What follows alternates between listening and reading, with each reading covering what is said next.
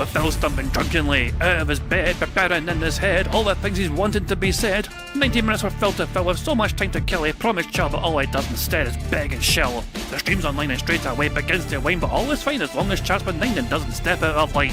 His content's immature for all to enjoy, fresh when you're, but I feel sure he ran through to feel so insecure.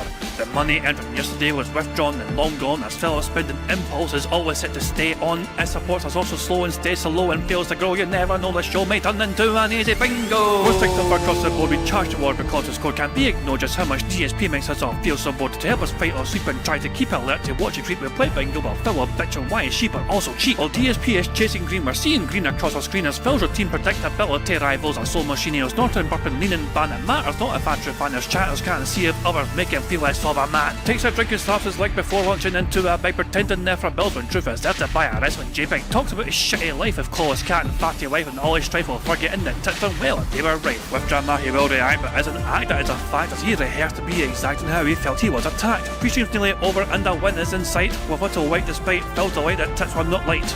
We'll say alright it is okay and now it's time for Phil to play, but first he'll say that tits will help from being off the other day, and with those words we win again. It's never if but always when the game is won, and thanks to that we made it to the very end.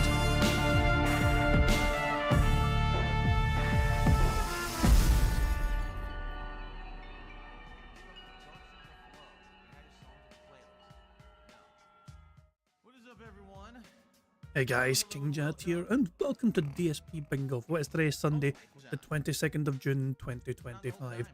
I do hope you're all doing very well indeed, and I hope you've enjoyed your weekend. Hopefully it's been a very fun weekend, whether you had a quiet time, nice and chill like I had, whether you had a whole lot of fun, meaningful, positive things you got up to with friends and or family, however your weekend was, I still know it was a good one for you. And of course we are back for some DSP Bingo antics. The bad man Phil Burnell was off yesterday because it was his precious day off. We can fucking get ignored by his wife for half a day while he goes on an errand run before coming home, and then they can fucking like watch fucking cooking shows together or some pish, whatever it is they can end up doing in a fucking evenings apart from stuff in their face with a fucking DoorDash. You know, that sounds like a very fun, meaningful time together, doesn't it? But yeah, I do hope you're all doing very well indeed. Somebody says my mic's a bit low, just bump. I've not changed any settings, and that baffles me. Why it sounds low? Like, yeah, I got no idea why it sounds low. Like, I mean, I can try and do a few things. Hold on 2 seconds. Hold on. Let me fucking see. Hold on. Let me go my filters here. Maybe I can put the gain up. I'll put the gain up back at decibel or so, or decibel and a half. How's that? You know, I'll put the gain up. Although I do have tons of filters on. And in terms of the intro music as well, the intro music, it's still the same level, I think, as well, the volume.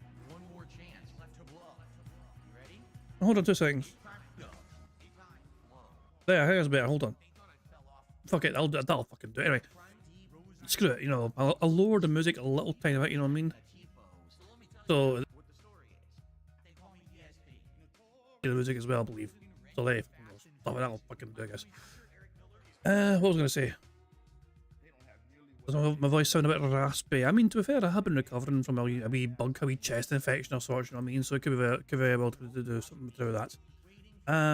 So yeah, I mean, that will say, as fun as it is to try and fix things on the fly and spend a lot of time trying to fix things on the fly, I'd feel bad about wasting your time trying to make myself sound a slightly bit louder. You know what I'm saying? So, as long as I'm still able to be heard, okay, in a reasonable fucking way. That's the main thing. You know, I've got a couple of things to show you guys. You know, so before Phil gets here, we got some tweets to look at, we got some videos to look at as well, and then by that time Phil should definitely be here, and we should build up some speed up juice so we can begin the bingo and all that jazz. Now, first of all, of course, the big talking point, of course, is Phil made his tweets before. You know, Ethan talked about why suing Denims, Rogan, and Caseytron specifically, and Phil tweeted out that, you know, the entire channel is making bank by stealing live, rebroadcasting my content of it, making it transformative, not bullshit. Somebody questioned, I don't know who the fuck this guy is. I have no idea who this fucking guy is. But this guy was asked on his stream, here in a stream, about this very sort of thing. And I think it was Bob Starsky who sent us a chat asking about Darkside Phil's thoughts on the matter. Let's get here. Yep, it was Bob Starsky. Do you think Darkside Phil has a case to sue like Ethan? He thinks he does. Bob Starsky says, do you think Darkside Phil has a case to sue like Ethan thinks he does? I think I saw Darkside Phil commenting somewhere else, but Darkside Phil is a different matter entirely. And by the way, I don't think he's registered any of his stuff. I mean, Dark Side Phil, that's a whole separate thing. And yeah, we would need to talk about that. Basically, it's completely separate and different from the Ethan Ralph situation, whatever, you know what I mean, in terms of, like, you know, there's nothing. So that guy is called Legal Mindset. I've been reliably informed by my chat. The guy's name is called Legal Mindset, you know. So that's what Phil had to say about that. You gotta bear in mind as well, we have this little, you know, clip here. This clip here, Phil Burnell. Now, this means nothing. This clip here means nothing in a legal fucking sense whatsoever. But here we have Phil Burnell giving people express permission to restream him all we want and to make content about him all we want. Apparently, it doesn't care. You want to live restream and joke about it? Fine. Lampoon me all you want. You want to make this is how you don't play videos? Fine. Make fun of my gameplay all you want. There we go. Phil Burnell giving us permission to restream him and lampoon him all we want. Right there, you know, Phil gave us permission. And by Phil's own logic, never mind legally or anything, by Phil's own logic, if you give permission one time, then that should be it, all done and dusted. You know what I mean? We start Phil's excuse for fucking reacting to Evil Ages This Is How You Don't Play that he had made before. So there you go. Marco Shaughnessy's asking, did I sort the issue with memberships? I think I have. Like, if any member bombs happen, I feel weird trying to tell people it looks like I fixed it without sounding like I'm begging for members. But if member bombs happen, it should automatically go to the lower level. You know, and like I'm not fucking daft, okay? I know a lot of my members are courtesy of being gifted, okay? You know, which is why some people also choose to become members of Run Russian, and also I appreciate that as well. But the majority of memberships I get, quite a lot of them are gifted memberships, which is also is just the way it goes as well. And I'm also the people that receive them are very happy if I can receive them. I'm sure, you know. But it was a situation where I wanted to change the price, adjust the price, and YouTube. Also, you can't just amend the price on a perk on a level, on a membership level.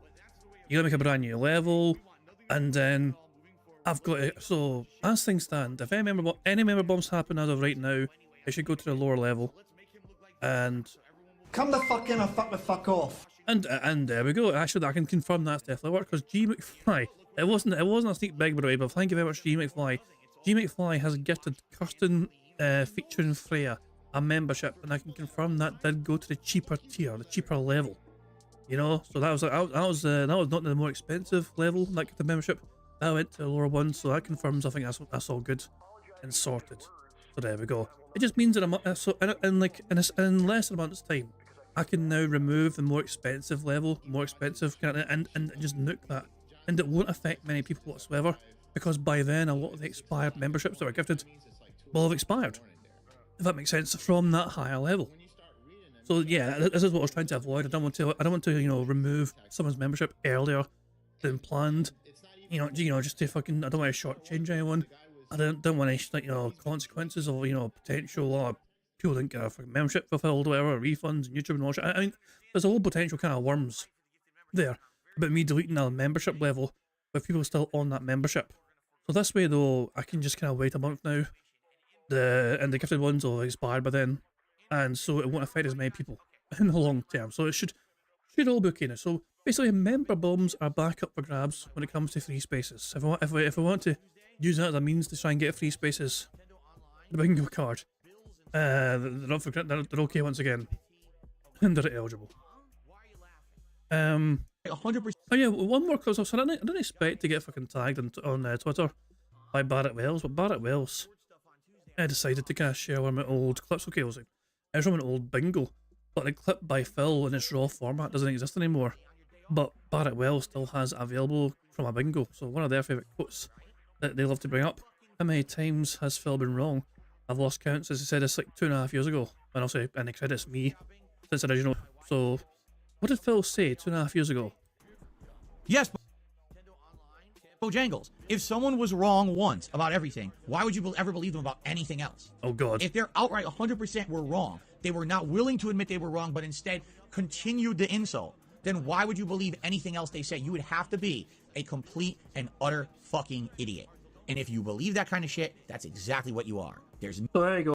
Jesus, I forgot about that. I had forgotten that quote. yes, Bojangles. You know, it's just kind of funny because I'm saying, like, I'll say, I went and watched it at the time and responded at the time. This was like yesterday. I forgot. Since then, I even forgot what the fucking quote was. Yeah, Phil, if you're wrong once, then you can never be right again. Apparently, you're going by Phil. What a strange and bizarre quote that is from Phil. So there you fucking go. That's all the tweets I've got to show off anyway. Is the bad man's awake. The bad man has finally woken up. Good morning, all. And like one person responds, Pandalise 17, am I going to be the first account you banned to hit DSP gaming? That, yeah, probably. They're probably getting it nuked, for sure. I like how Phil says the same thing on both Kick Chat and YouTube Chat. No variety whatsoever, no creativity whatsoever. But yeah, the bad man's awake. God help us all. A couple of things to show you guys. First of all, I want to show you Snortburnell's compilation from his antics on Friday.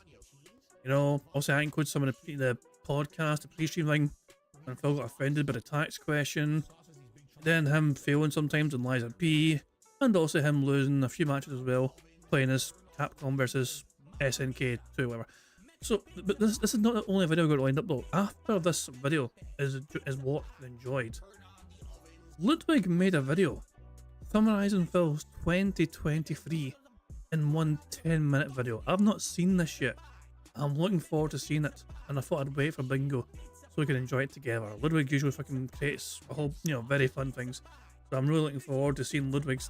I can only assume it's some sort of like mega, well edited compilation of Phil's antics and things that happened to him in 2023 in a very condensed form. But yeah, we'll have to wait and see for that. First of all, of course, it's a Snortburnell compilation.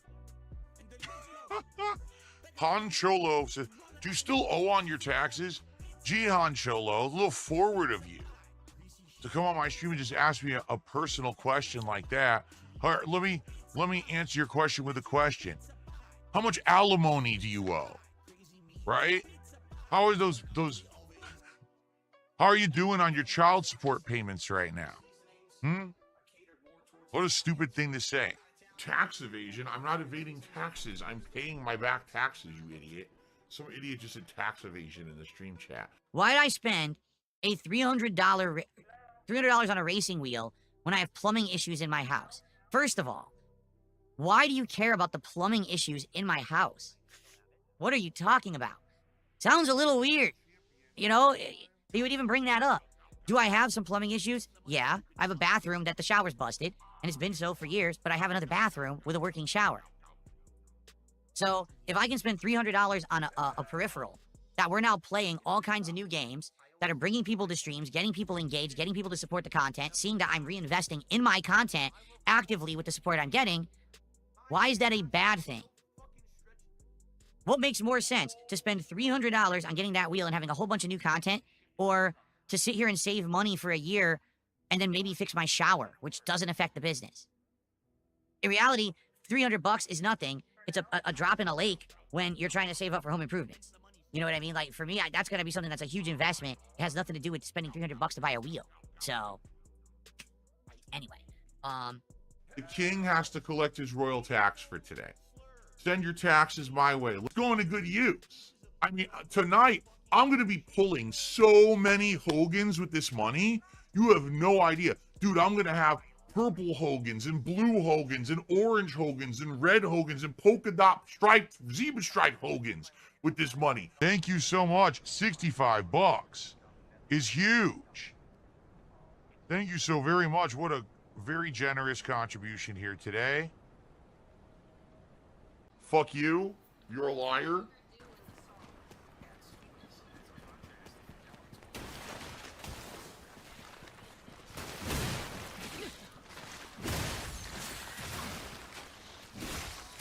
wait a minute, are we back at the beginning? This is the beginning. Oh, that's where we ran. Oh man, so it looped back. It looped back. All right, so we're done. That was an optional way. The optional way ended with getting that crown. Oh, this sucks.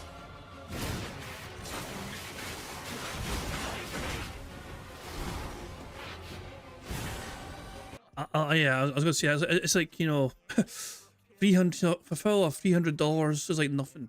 You know what I mean? Compared, but yeah, like that's how little he values money. Like Phil, when Phil was never one to try and give a number. When we have no estimate from Phil and what he perceives to be a big number, if that makes sense. You know, like when he says he's received a large contribution, in his eyes, what defines large? Is it 10, 20, 50, 100, 200? You know, that sort of thing. We know it's small. We definitely know what small ones are. You know, because he refers to me all the fucking time. I've got a couple of small tips, and those are tips are counted as like for 1 and 2 and like 5 or whatever. You know what I mean, if it's in single digits, it's definitely a small contribution. But yeah, Phil doesn't really understand and value and appreciates the dollar, essentially, you know? Like, he seems to have ignored inflation. You know? I don't know, it's just... That's just classic DSP for you. His mentality as well, other content creators are getting tons of money, so why can't I? Thank you very much to playing with your beliefs, and the viewers that just joined the stream. Thank you very much, playing with your beliefs, for joining the stream. Hope you had a good stream at your end, and yeah, welcome to the stream. We've not long started ourselves, we're just gonna say we're going through stuff, but we'll wait for Phil to kind of go live, you know. We're just, you know, looking at some stuff that happened on Friday, for example. Got a little bit of video lined up as well, so yeah. We're just kind of buying time until Phil goes live himself, and then we can begin bingo.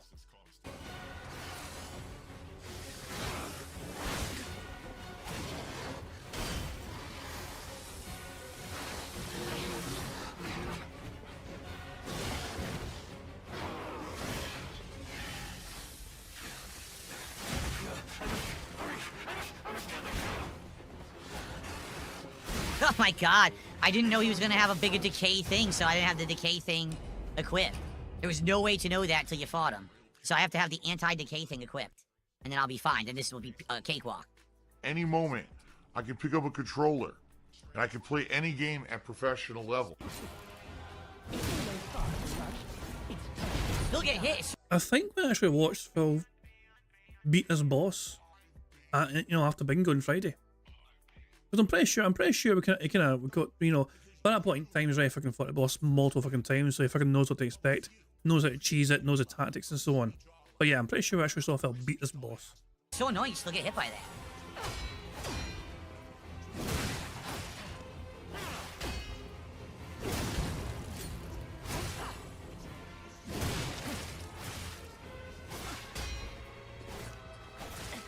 What is going on? Now I can't parry him at all. What the fuck? That was really stupid. Now I can't parry the guy at all, even though it's the same fight from before. It doesn't work. Okay. At $1 tip, someone says, I noticed that on social media you're referenced as a gaming journalist. Yeah, that's because those people are retarded. Okay. Anyway, thanks for the $1.50 tip. All right, let's take a break. Remember, guys, he doesn't care what they said. It doesn't get to him. It doesn't annoy him in one way whatsoever. No, he ignores it. It's all white noise. People can say what they want. He doesn't pay attention to those things ever. And he doesn't care about it whatsoever. Terrible, toxic e-beggar person. If you're watching and enjoying, please support the stream. We haven't had any support in almost 2 hours. We did have the one tip, but outside of that, it's been 2 hours since we had anything. All right, I am playing for about another 2 hours on stream. We're close to the goal. Let's hit that goal. Let's get a little bit of momentum, at least maybe a something here. Super chat, a tip, a sub, anything to get that momentum back, okay? Who fucking cares? Oh my god, he's drinking wheelchair donations. Oh boy, well I wasn't ready for this, but okay, I guess. What are we fighting? The fucking fish?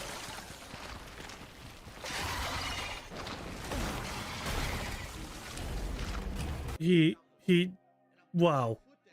Fucking wow. So, he's not looking when he's running, he's just running away. And he just fucking face plants into the icy depths of the water to insta-drown.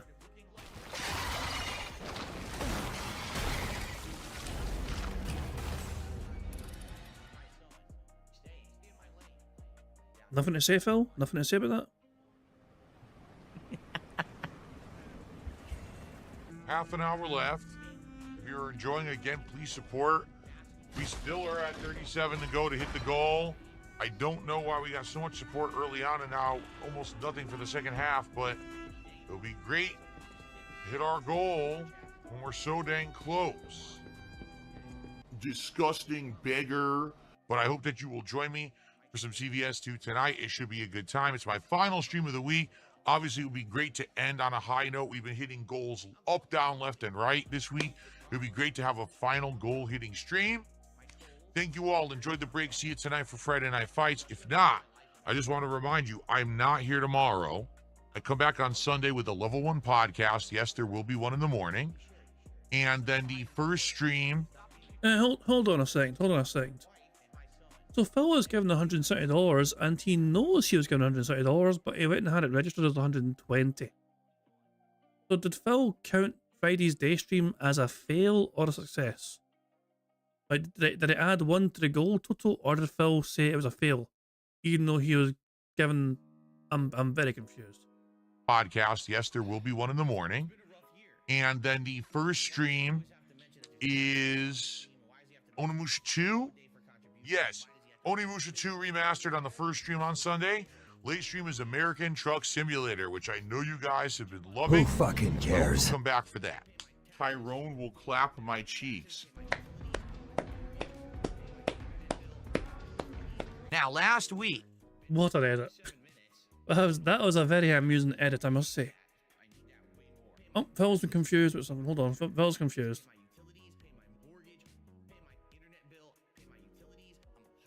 And what's he confused? I'm trying to see what he's confused about. Hold on. I wonder if our president will drop a 100 membership bomb to celebrate today's events, and Phil's like, huh? That's not them, no, hold on. Nintendo said something, and Phil was very confused about it. But when did they say it? Like, how far back do you need to go in Phil's like YouTube chat to see what Nintendo said? For Phil to fucking, wow, yeah, that far back. 11-6, wow, so Phil fucking waited like almost, you know, a long time to answer. Yo, Phil, you won't see Chick-fil-A ever again unless you come play with King and Queen Frost. Animal Crossing, specifically at Queen Frost request. And yeah, that naturally confused Phil. Phil's like, huh? What? So yeah, Phil very confused about that thing, but yeah, then again, Phil's audience not making much sense. There's nothing new there in the grand scheme of things. Anyway, let's see Phil and beg and see how he coped on the night stream from Friday, from the Snort Banel compilation. during this very Friday Night Fight stream, we had great attendance, but the support was dwindling, and then it was Jax who came through with this giant Hail Mary that got us to the goal. I would hope that this week you guys will support the stream and it's not just all on Jax. You know, fighting games, you guys tell me you love them in the rotation, you like the rage, but you like to see me persevere. I've really enjoyed this collection. I want to keep it in the rotation for now. You know, we will be getting back to Street Fighter 6. Lol. No, where'd my attack go?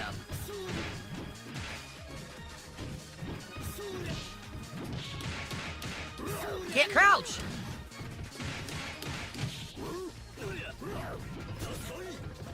By God, it's Cat. Can't block! Can't block! Terrible. So I'm not rematching this fucking loser. He just walks away and roll throws in his horrible laggy connection. The fucking thing is dropping my inputs constantly. Fuck this game. I farmed so many points off this fucking scrub. Ugh. No, I'm having problems. I'm literally having problems going down back to pick a character. I'm serious. I think the joystick's breaking. Look! But Phil, didn't you have a Rolls Royce of joysticks that you fucking bought instead of fucking getting Bloodwork for Jasper? I thought you had one of the best joysticks possible to play these games. I can't do it.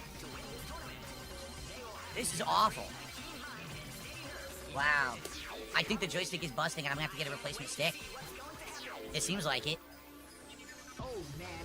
It's really awful. I've barely played on this stick. Think about it. I've barely played on this joystick. Please support the stream. The early support was great, and then we've had nothing for a very long time. Please, anything. Super chat, tip. We've had a great week for support this week. Let's end it right with another gold kit so we end the week strong and get a good head start on next week's DSP Tries It reward, right? Let's do it, please. Let's go. Let's go. All that matters. always more money. I received a generous $20 tip. These have been some good matches despite the lag tonight. Thank you, whoever that is. I appreciate that. I'm doing my best. I'm good at lying. Whoa, Lance Catamaran just gifted 12 subs, baby. I've never run into this thing before. What is it, a money creature? Yeah, look, it's a money creature. It just throws money around. What the hell was that? Fuck this lag fest. Fucking lame because he might beat me because of the lag fest.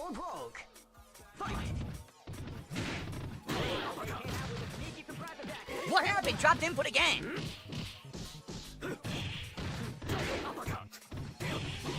I can't even move. I literally can't get the game to react. Yeah, terrible. Absolute lag fest. It won't react. He just gets every hit and none of my moves come out at all. Fuck this guy. Diamond player, he sucks ass. He fucking plays like shit in lag and fucking wins because of that. Fuck him, he sucks. Bullshit, bullshit, I'm not attacking.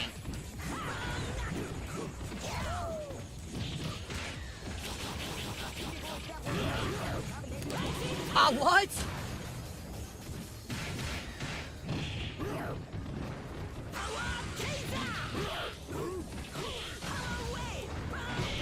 Oh, this is such nonsense. He got away with so many lucky things. So many Hail Mary lucky things. Bullshit, dude.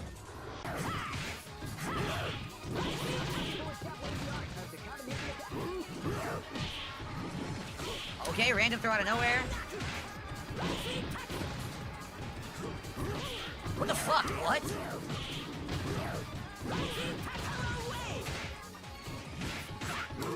Now super. Lag beat me. 100% drop inputs and horrible fucking lag. Zero gameplay elements beat me there. Awful gameplay. Well, I got time for one more. It's a shame. That was complete nonsense. I should have never lost that. Never lost that at all. It was terrible gameplay on his end, and it just dropped my inputs nonstop when I'm standing next to him. I return on Sunday. It will be the Level 1 podcast, followed by more of the Onimusha 2 remastered playthrough. And then Sunday night, American Trucking Simulator. Nice, chill fun here with my wheel peripheral on PC. All right. Isn't it nice that Phil has to demonstrate what a wheel is?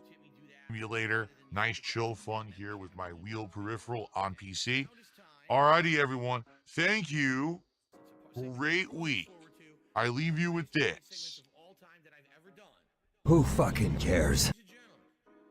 Game on. Okay. Everyone have a good night. See you. That's how they fucking. Wait, that was it. That was a right way for him to end the streaming week. Game on.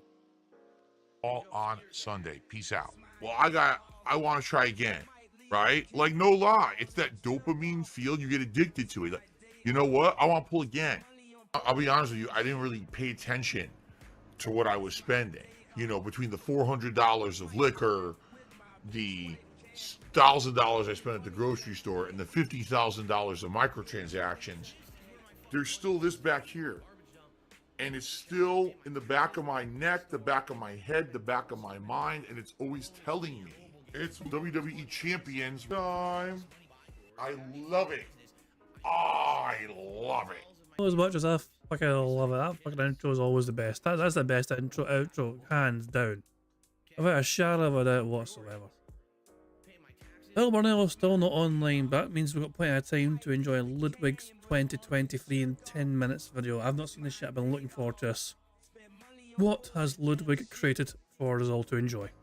Last time on Detractor Ball Z. Last night, I was asleep, having a dream. People were actually accusing me of crimes and things in this dream that I'm having. And that's kind of where the dream ended. I want to set the record straight on this stuff publicly. Whether or not people believe it is their own prerogative.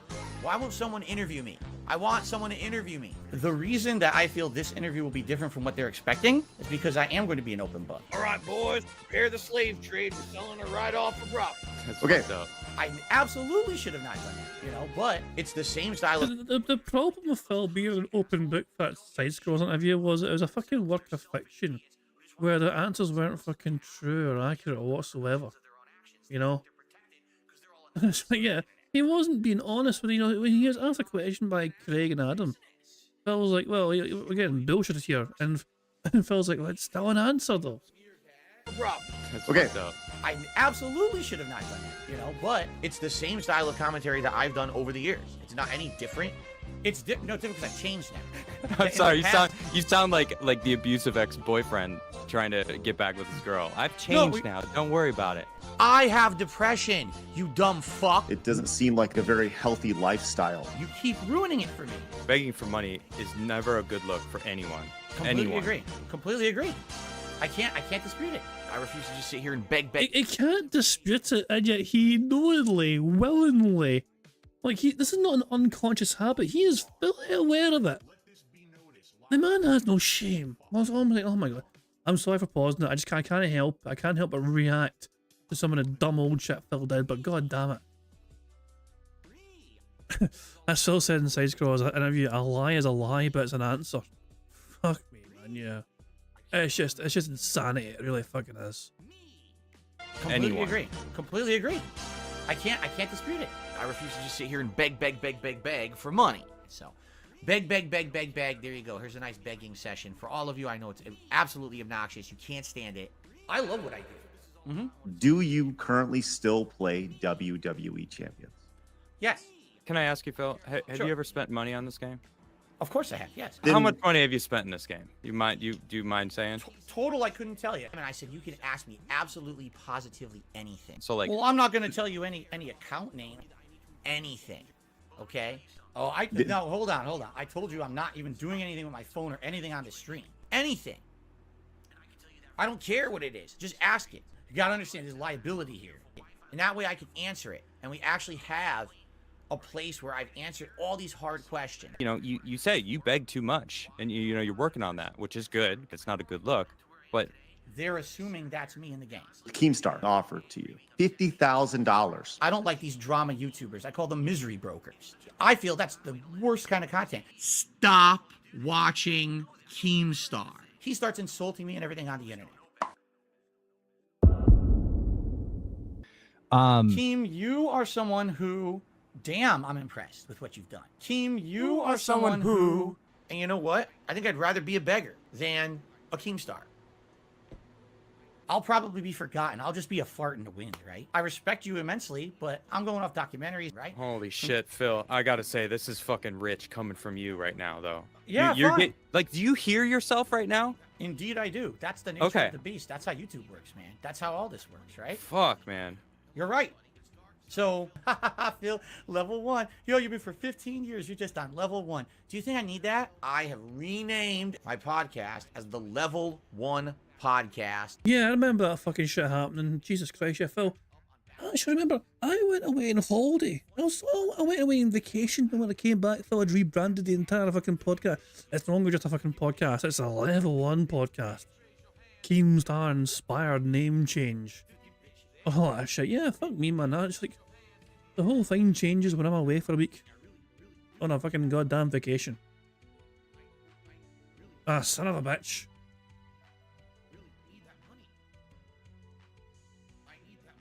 Sorry guys, my internet blipped there for a second there. Are we okay? My internet actually blipped for a second there. I don't, yeah, we might have internet problems today, guys. I cannot help it. I mean, I want to try and, I'll say, if I could fucking help it, I would, but we might have some internet issues at times today. I'm doing my best to try and stay on top of it, but it's kind of out of my control right now. So yeah, if you need to refresh your stream, refresh your stream. I'll just type in chat as well, in case people need in chat, chat needs. Yeah, if our stream just screwed up, you'll see chat at least say this. But yeah, what was I fucking saying? I forget what I was fucking ranting about Phil. Shit, what was it? But my internet problems fucking put my point at my fucking head. But there you go. But Phil's going live, as you can see. Fantastic stuff indeed. Let's put him on pause. Oh, for God's sake, what the hell is this combo today? What in the hell? What? Whatever. Whatever. Okay, let's get back. Let's get back to this for now. Okay. And we'll just enjoy this for now, and then we'll build up some ample amounts of speed up juice, and then we can start some bingo. I have renamed my podcast as the Level 1 Podcast. I wouldn't even say I'm successful at all, but I talked with my wife about it. I want to get this out in the open. Did you ever find the restraining order that she had against her ex. Bruh. Goodbye. But I do feel like I very intelligently conducted myself on that show. You know what I'm saying? Holy shit, Phil. Fuck, man. How do you feel it was a setup exactly? Right? If you do part 2, you have to ask about the business expenses because all he did was dance around the question and he never answered the question. Yes. We went back to that 3 times, never got a straight answer. I felt that it was a fair interview. So You guys, I have zero issue with how that went. Zero. All right, I knew cool. that was how it was going to go. He's lying. He's a pathological Yeah. liar. it's Right. very clearly lying. Stop lying. And that's where everyone thinks it ended. That was exactly how I expected the interview to go. I'm disappointed, for sure. Let's laugh at Phil because he's not here. Ha ha ha ha. They didn't do that when I was on the show. It's like, bro, and I said this to him, you sound like an abusive ex-boyfriend who's trying to convince his girl to come back. It's like, it's not gonna happen, dog. They waited till I wasn't. That's funny, isn't it? Very funny. Ha ha ha. Right? And we're going to take a big dump on him because he's not here. The beat up show, the pummel Dark Side Phil show when he's not for 2.5 hours and make money on it today. Laughing. They all did the ack laugh together in unison. Wait, you mean spending $40,000 on JPEGs of sweaty muscle men in a mobile game isn't a good use of money? They all act and Phil's like, So hold on. So let's just clarify a situation, okay? As soon as Phil was finished with his side scrolls interview, okay, that went on for like fucking like 5+ hours, and then some. As soon as Phil was finished, he had an impromptu decompression session stream that same day. It was the same fucking day. He went onto his own channel, on his own stream. Let's be real here. The fucking primary reason for him doing that was to try and make some money because he spent a lot of fucking time on someone else's channel. He wasn't making money that day, so he thought I better fucking start a stream up and I'll see if I can get some money thrown my way. So I can at least I've got something to show for my efforts today. So Phil was allowed to have his own separate decompression session stream where he's talking about the fucking interview and how he feels. He's allowed to share his thoughts on how it went. But side scrollers aren't allowed to have their own decompression session stream and discuss how they think the interview went. Only Phil was allowed to have his own stream afterwards, once the interview is over, and give his thoughts on how he feels the interview went. But when side scrollers do it, they're the fucking enemy, according to Phil. Which I don't do.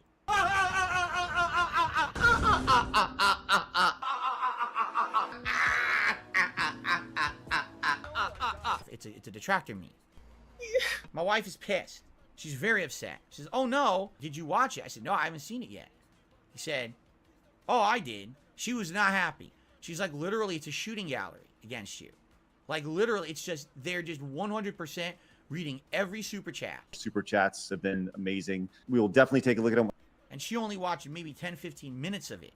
She said she couldn't even continue. And they're laughing at you and they're making fun of you the entire show. And I was like, wow, that is shocking to me. This was not a shocker, nor was it not something that I had already planned. Oh, okay. So you didn't care to begin with. I mean, let's be honest. I will be completely 100% honest with you. And, you know, people will... I say that a lot. I'm going to be completely 100% honest with you. I also say I'm going to be transparent. These are mannerisms in my speech. What? Yeah. When Phil says he's going to be honest, he doesn't actually mean it. You know? Can you imagine that? If someone's going to tell me that they're going to be fucking honest with me, I'm going to expect the fucking truth from them in that situation about what I'm going to say. I don't expect them to fucking use it as a fucking turn of phrase. Something like, oh, okay, or well, here's the thing. Basically treats I'm going to be honest with you as here's the thing. You know, it's just crazy. Yeah, I've seen it before, but I felt like I need to stress it. You know, I need to stress this fucking point. When imagine fucking someone telling you that all those times I said, I'm going to be honest with you, I wasn't being honest. It was just a figure of speech. It's a mannerism. Don't take me seriously. Don't take me being honest. When I say that, essentially what I'm trying to do is emphasize that what I'm about to tell you is a serious matter. It's not me joking. But some people over the years have misconstrued it as meaning other things. Who the hell could you fucking misconstrue somebody fucking saying they're going to be honest by not being honest? That's what you're saying here. Look, you know, learn this new phrase. I'm going to be real with you. You know, I'm going to, I'm going to be serious with you. And, I was like, that sort of phrase fits better because it means what you're going to say is actually fucking something that's important or whatever. Phil, that's what I'm saying. Phil bastardizes the word honesty. He just doesn't. The word honesty, like honesty and Phil Burdell do not go together clearly. Like two fucking opposites, You cannot get honesty from Phil Burdell. All it means when I say that is I'm about to tell you guys something really important, and it's meaningful to me, so please listen up. Read. The accusations that get thrown at me by detractors are partially true, and then they take a part of that and turn it into something that's not, and that's how they claim oh, don't you see that the evidence is that this part was true, so the whole statement must be true. No, half of it was true. We were talking about body language before the show. Body language. No, body language is a tell. Like, for example, you asked me a tough question. Oh, why am I hesitant to talk about WWE champions? Oh, man. Oh, because I'm racking my brain for an answer. Did that ever happen? I mean, I don't think it did, or whatever. I don't know. And they said things are off the table or whatever. And I was like, nothing. The lie detector determined that was a lie. People talk shit about my wife. Deploy special shield! And there's all these memes out there about me looking like a horse. It's not worth getting upset over. It's just nae danger, hen, nae fucking danger. Emphasis on the fucking nae. Funny now. Well, I think over the years, things have changed. Like, I've learned to not care about what the troll. Like, I know. Yeah, over the years, Kat, you sure have shit changed. You sure have. It's like, yeah, it's quite a clear and obvious change with you, Kat. It's like I can't quite put my finger on it. You know what I mean? But something about this change. Between that and that. Like this is something like. One of these things is not like the other, but I can't quite tell. Someone's kind of spot. I'm terrible at spotting a difference. What is the difference between that cat and that cat? I just can't quite fucking tell. Over the years, things have changed. Like, I've learned to not care about what the troll. Like, I know there's trolls watching this, and I know there's trolls restreaming it, and I don't give a shit. I can do what I want, bitch. I just don't care. I don't care what people say. I know there's people that say, they say things like about my weight and stuff. Like, that's a big thing they've been saying. And sure is. You just gotta laugh at it.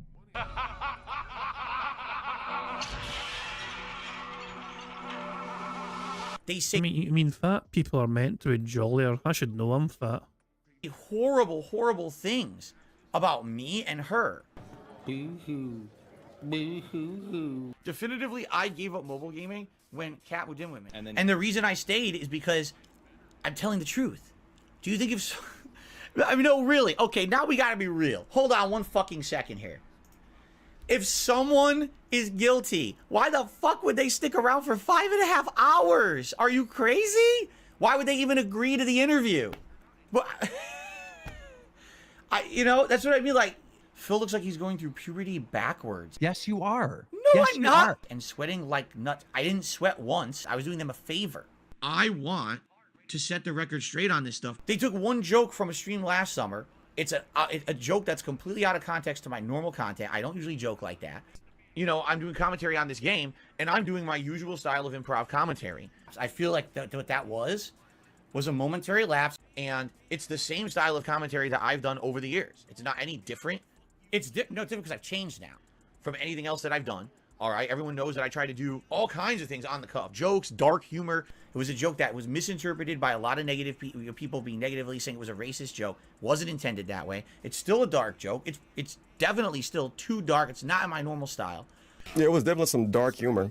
Okay. It's just something I've always done. I agree with you. This is something that I've always done, and those jokes I don't really make anymore at all. Everyone has always enjoyed it. Okay. This is not the norm on my streams. People Yes, say it that is! out of context. I am actively trying to change. WWE champions. Like, literally, that's what he's talking about. That's it. None of what they're saying makes sense. And he chose not to confirm with you, Craig, and he chose to fucking talk shit on Keemstar after the show. And it's like, bro, what the... Because Keemstar's a piece of shit. Keemstar is a piece of shit. No one likes him. Keem, you are a great businessman. Everyone knows that. I can say whatever I want about him. I respect you immensely, I talked shit. He talked shit about me too. I'm supposed to kiss his butt? Damn, I'm impressed. Because I was happy. I want nothing to do with the guy. I already said this multiple times. I want absolutely nothing to do with that man at all. Are you stupid? Have you not done any kind of research on this man on the internet that's factual? And that's the difference. They'll say, oh, Keemstar and Phil are the same. They both get the hate. No. The things Keemstar has done are well publicly documented, and they're not circumstantial evidence. He fucking talked shit about mental illness to people like, people like Etika. I mean, Phil, you don't want to fucking open that can of worms. The amount of times, Phil, you fucking mock mental illness and fucking use it as a fucking weapon against people who criticize you. It cannot. It's not even something to fucking laugh at. And what happened there? He's falsely accused people on the internet. Team, you are someone who, let's be honest here. Fuck is wrong with you? Anyway, like, do you hear yourself right now? Anyway, no one's watching me because it's like Jersey Shore, you fucking moron. No, Yes, I'm you not. are. I'm a king on a pedestal that needs to be worshipped. We explained what the King of Hate moniker meant, right? We did. We actually went through it on the show. That has nothing to do with anything like that whatsoever, right? Yeah! You're fucking felted, bitch. Felted. You're done. Because the thing is, even if I left you this fucking shit, you wouldn't improve your life. You've been exposed. You're done. Do you currently still play WWE Champions? Yes. Can I ask you, Phil? Have Sure. you ever spent money on this game? Of course he fucking has. Jesus, man, wow. Oh my god, that is just... what a compilation that was. 2023, yeah, what a year. What a year 2023 was, you know. Link to Ludwig's video in the chat right now. It already has almost 5,000 views. If I refresh this, Last time on. push. Yeah, almost 5,000 views. They're doing quite well, so there you go. But what a robust compilation that was, though, by God. Anyway, it is time for some bingo. And for us to play some bingo today, we're going to need a bingo number to generate today's bingo card. So the third number in chat. Oh, wait a second. TJ, our boy TJ's posted. TJ Gamebox has posted. Is this an update? Is this a spending update? Hold on.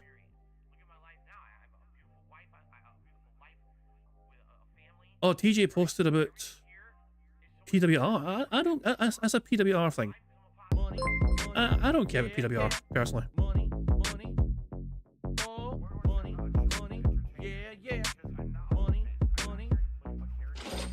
Kyle Denson tipped £1. Jad, you don't understand. Kat is American like me, and she, like all Americans back in 2023, dealt with inflation. I mean, inflation affected her far worse than a lot of other people, it seems, you know? Like, she's got hyperinflation going on, that son bitch. But there you fucking go. There is no current update from TG Gamebox regarding Phil and his WWE Champion spending habits, although I did meet Ronald McDonald at McDonald's, you know, so... And it looks like he survived to tell a tale. That's one creepy looking fucking clown. Same goes for Ronald. I'm only kidding, TJ. I'm only kidding. You know, TJ, you know, his updates and all that jazz. But anyway, let's get back to the bingo. Anyway, we need to get a bingo card for today's bingo number. So hold on, guys. So the third number in chat I see. I had asked for a number and then like I got derailed, but that came in. We completely threw him up about. So I'm not sure. I'm not even sure what the fucking third number is. I'm going back in my chat. So Sonic was technically first by 1,000.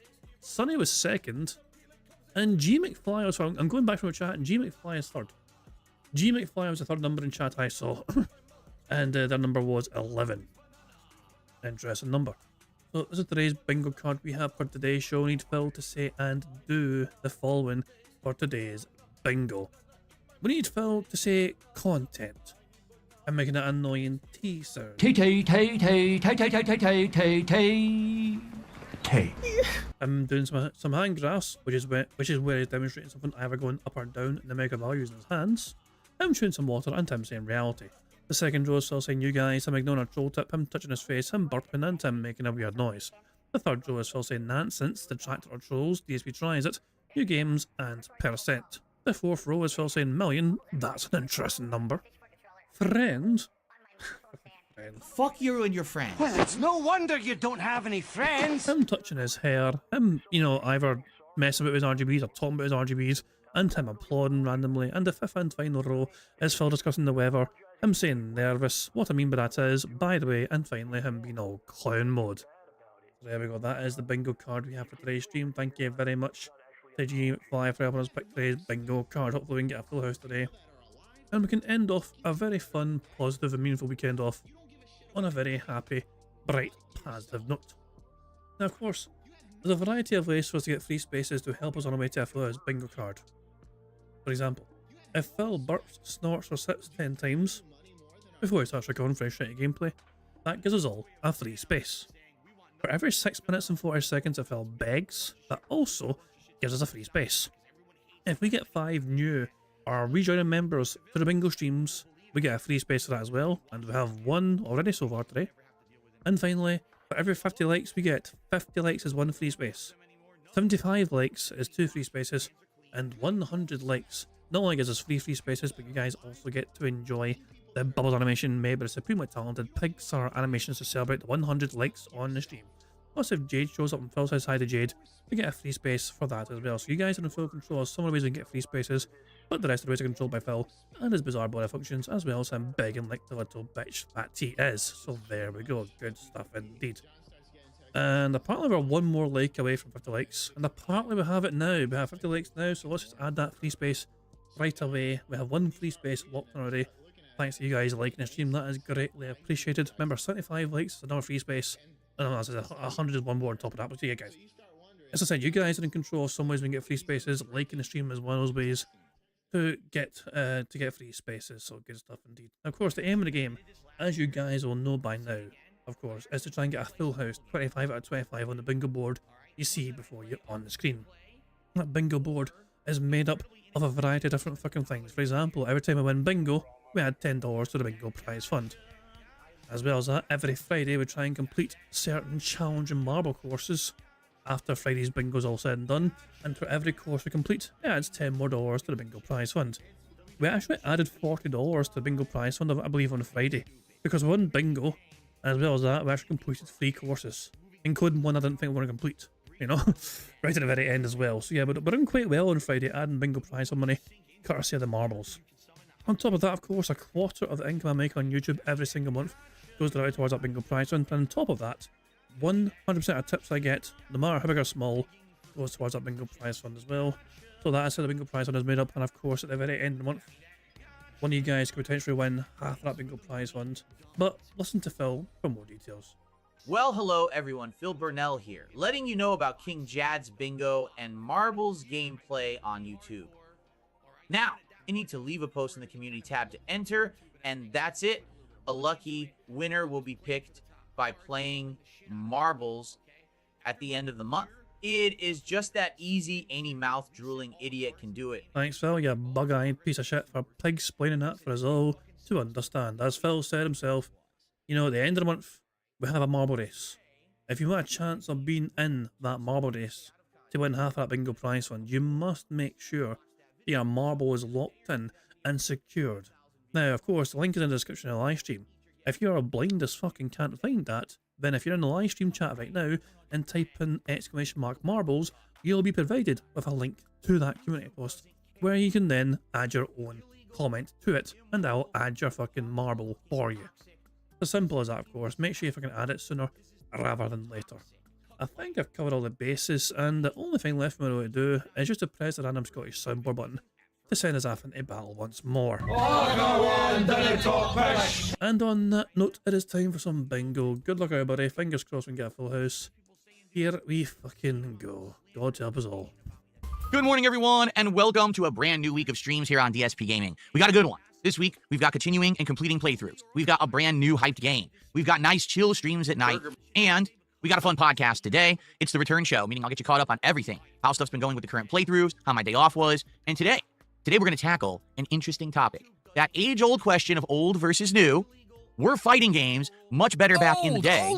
Or is it just that those salty old FGC boomers are angry because they suck at fighting games today and can't hang with the new blood? Like you, for example? You might say, well, why am I interested in this? Because we've been talking about this ever since the release of Street Fighter 6, how I feel one particular way about it, and a lot of people seem to disagree. Well, there's actually a big debate going on, and I'd like to have a nice little discussion about that with some corroborating testimony. Who fucking cares? But of course, we'll have our usual antics. All this and more on the week beginning episode of the Level 1 podcast. And of course, it makes a fucking stupid fucking face as well right before the fucking intro begins. Actually, before we even go live, hold on, this thing. Give me a second here, guys, hold on. I feel like it's thumbnail worthy. It's a stupid fucking face he makes, of course, but it's like, I think it's like worthy just to fucking get a screenshot of it, you know? It's something that I don't do as much these days because I'm not on Phil's Raw stream these days. Like, how do I explain Clean this? it out. Shut up, Phil, you dick. How do I explain it? Like, it looks better on Phil's, you know, Raw stream, you know, like that rather than on Raw Phil. What's it, Raw? Not Raw Phil, but Phil. You know, this is Phil stream without, you know, this is like his channel, and this is Raw Phil, who's a detractor. Not to be confused with actual Phil, who's there. So yeah, but it looks better obviously because this is a direct source naturally, so it's not gone through another stream to then get a screenshot. So yeah, so hold on, Phil went live right here. This shitey intro plays here. Cool. So we're on to things. Right, here is where we're trying to get our screenshot here. At fucking 1440 fucking P and all. Beginning episode of the Level 1.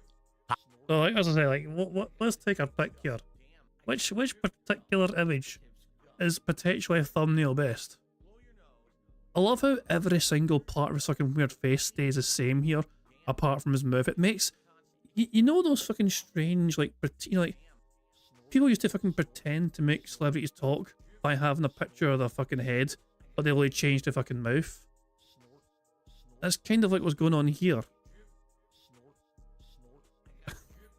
What the fuck? Oh, I don't know. But yeah, like, you know, this is the thing now. What do I pick here? We're spoiled for choice here. Do we go like with this bizarre fucking image here? This here right in its own is fucking ridiculous. This right here, before anything else. Like I feel like I would be remiss if I did not get a screenshot of this, because it's just utterly bizarre. It's so strange. We might be here a while. There's one. Hooray! Let's just throw that in there. The members are going to be inundated with screenshots. Brace yourselves, members in the Discord. Right, hold on. So there's one down. What's next? Right, hold on. I don't know. Like that as well is ridiculous. That on its own is ridiculous. I've got to get that as well. I can't ignore that. That's criminal to ignore that. Oh God Almighty! It's just so weird. Like this is what I'm saying. Like do you think he's aware of how ridiculous he looks when he does this? Like it's funny, but it's not funny to laugh with. But at I don't know. That's two anyway. As the next image. Right. Somebody said they wanted like a shot of him at the end as well, pointing. I mean, we could do that, of course. Let's just make sure we don't miss anything good on the way. Hold on. So that's next. Jesus fucking Christ. Oh Jesus Christ, he's looking. It doesn't actually point at the end. Yeah, it doesn't actually point at the end. It also fades to black. But then you got like. Oh God, what is it doing? Jesus man. I feel like this is like GIF worthy or near GIF worthy, how you pronounce it. I don't even know what to pick here. It's like, what do we go for?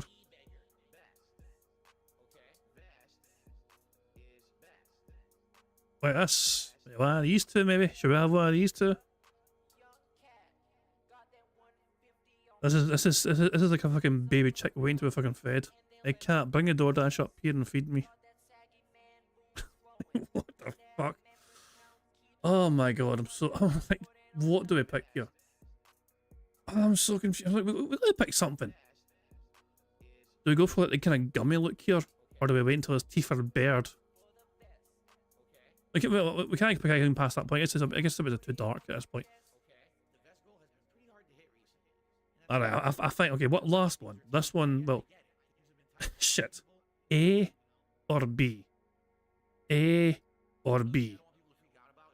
So this one. I'm going with A. The mouth is fucking wider. This is the last one, I promise. I promise this is the last one. For now. This is the last one for this particular segment. I can't make promises of future things that happen, but I can promise you this is the last one for now for this particular segment. So here we go. Oh yeah, so this is the last one. So I copy that, of course, and throw it in the member Discord. So the members are spoiled for choice today when it comes to these ridiculous things. And in case you want a reminder, we had that. So first of all, we had that. Then that. Then that. We had these three. Oh god. Okay, that's that. So, on that note, it is time to get back to bingo. Of course, that sort of derail helps us maintain some good amount of speed up juice. Plus, it's funny as fuck. Alrighty, everybody, welcome to the show. Today is Sunday, the 22nd of June, 2025. It is officially summer. That's right, summer hit. So I hope that you're not sweating it out.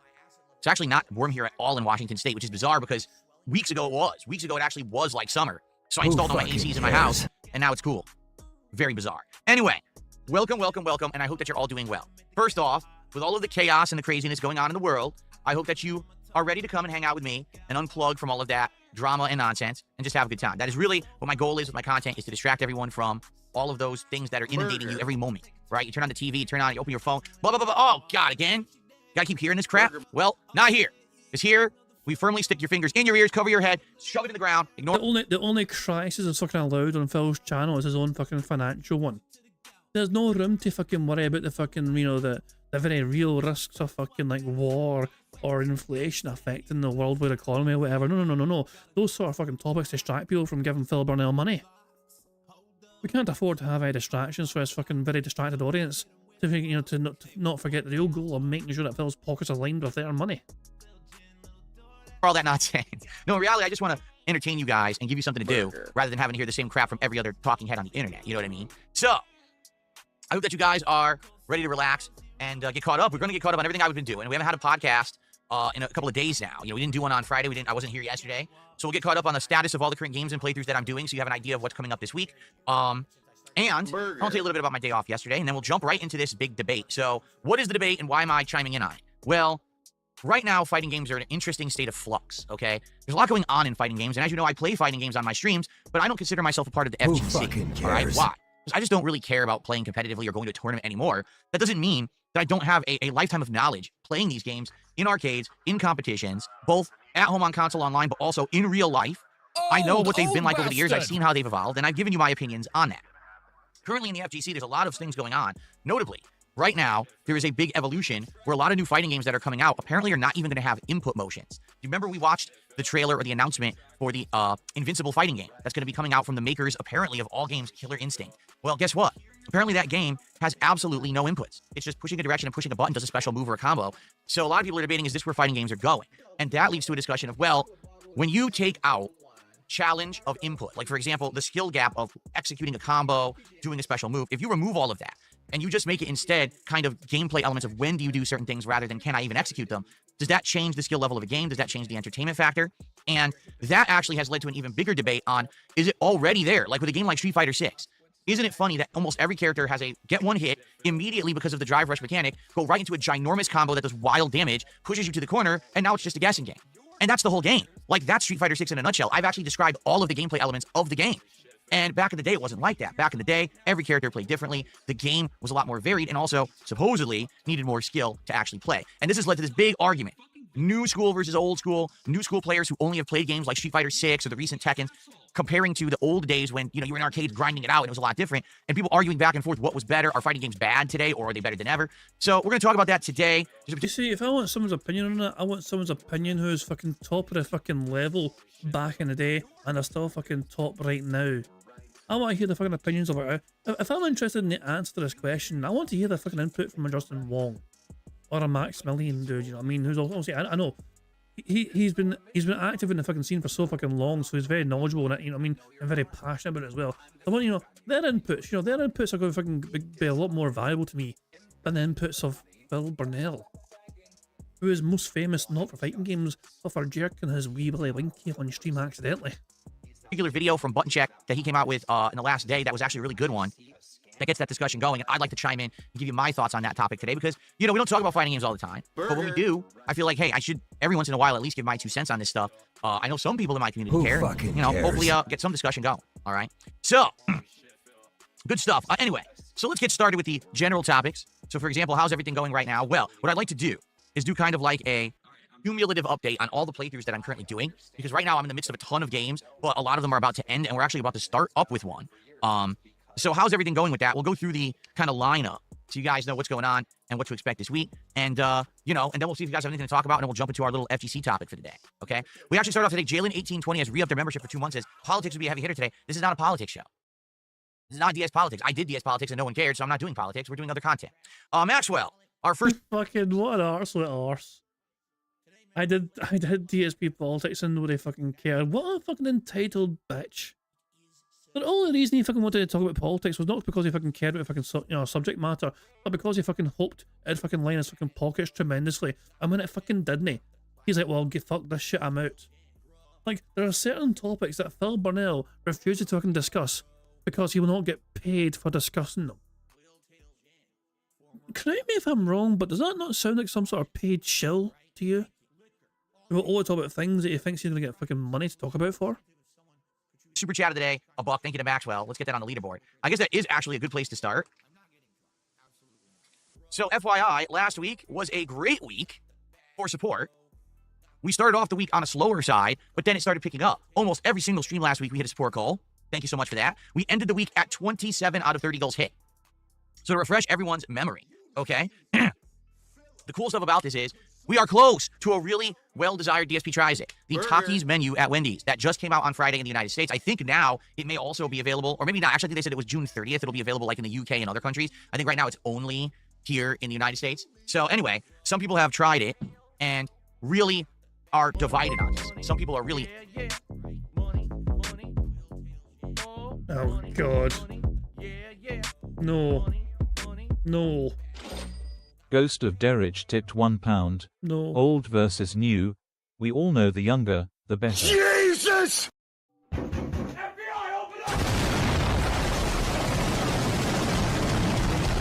Why, Derek? Why? Fucking why, you creepy little bastard? Why?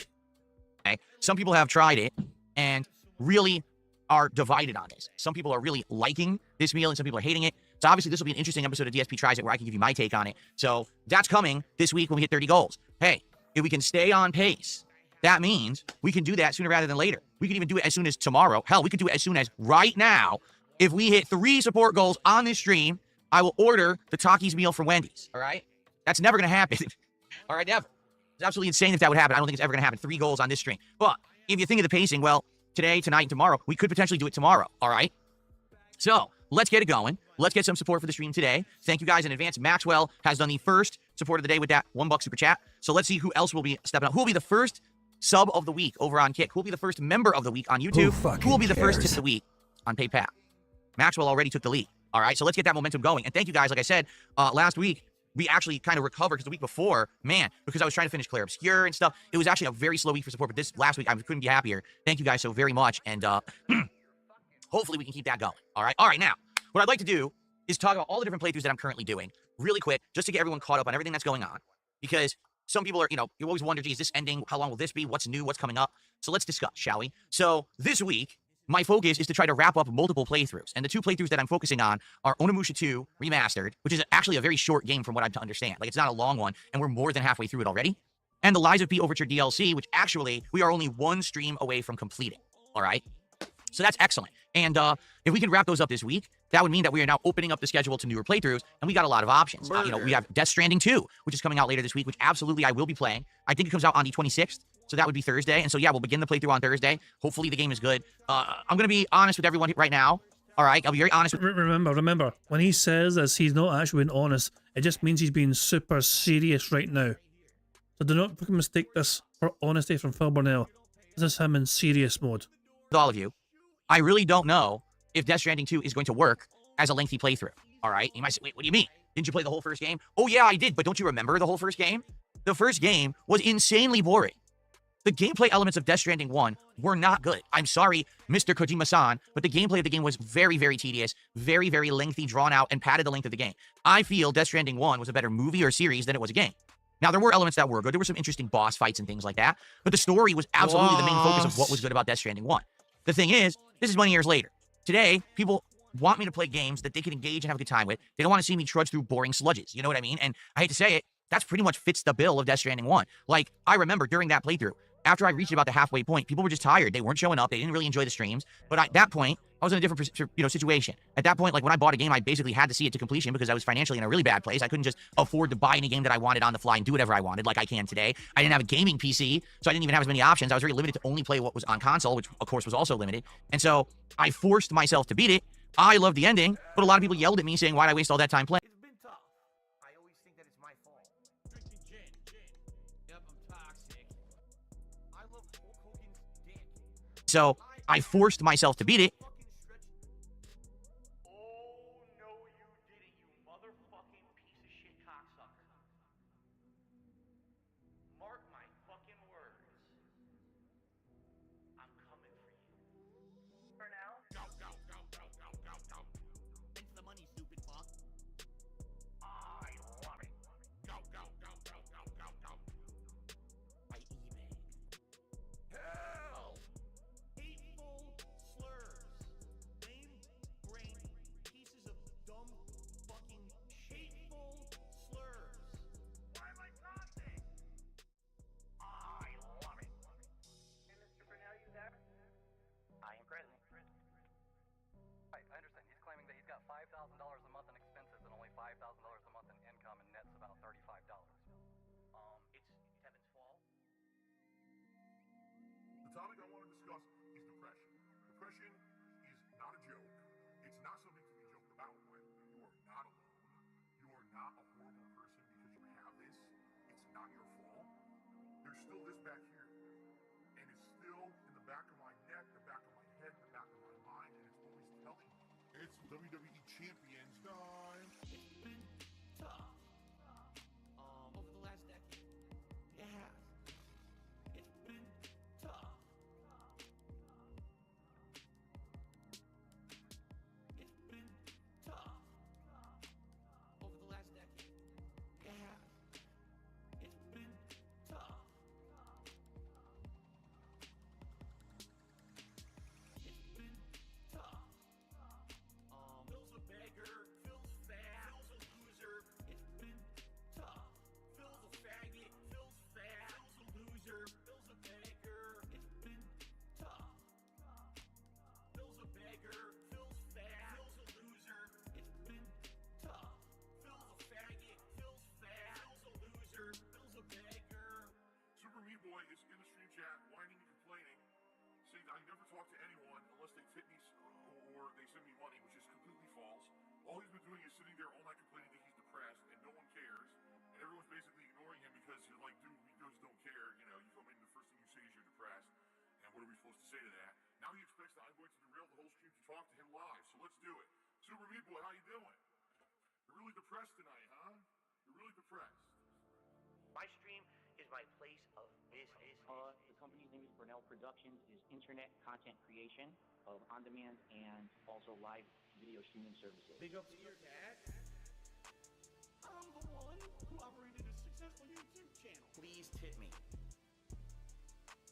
I'm the one who operated a successful YouTube channel. Because I have bills coming up.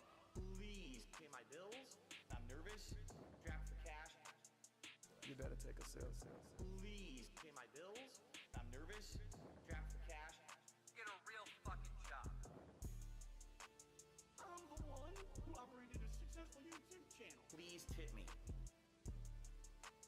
I'm the one who operated a successful YouTube channel. Because I have bills coming up.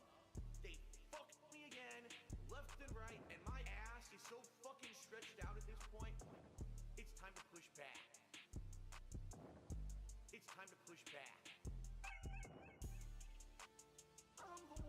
who operated a successful YouTube channel. Please tip me.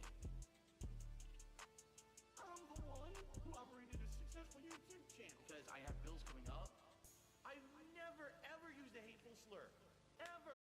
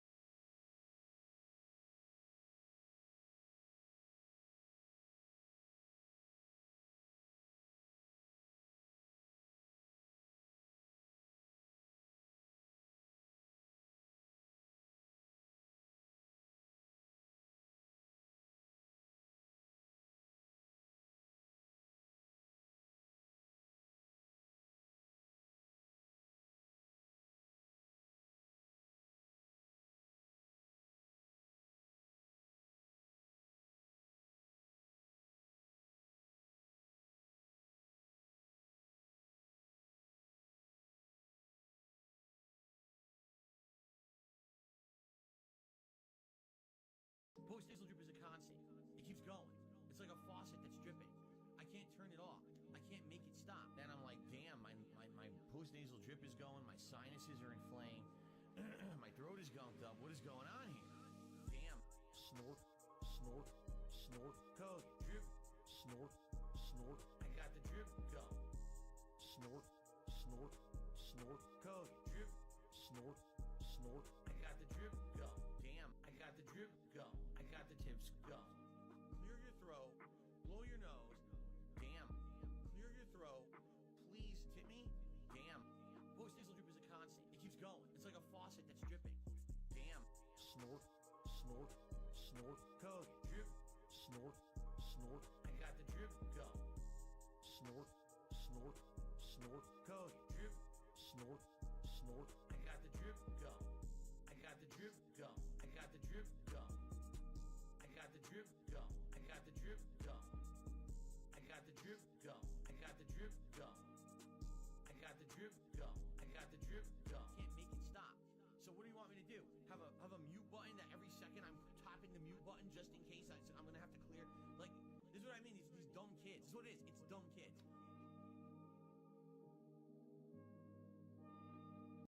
Of course, bounties are for fun, little crow. Again, I can't make anyone do anything. This is not a commitment. There's no legal contract. These are people saying they're going to do something nice, right? So if you say you're going to do something nice, then do it. And if you don't, you're banned. Just to clarify, can you guys hear me okay? If so, then fan Davidosi, we'll be back soon. Easy money. 10, 20, 40. Easy money. $10 out 10. $20 stop by. Got the bag, got the bag, got the bag. Correct? I have your super chat right here. That's $40.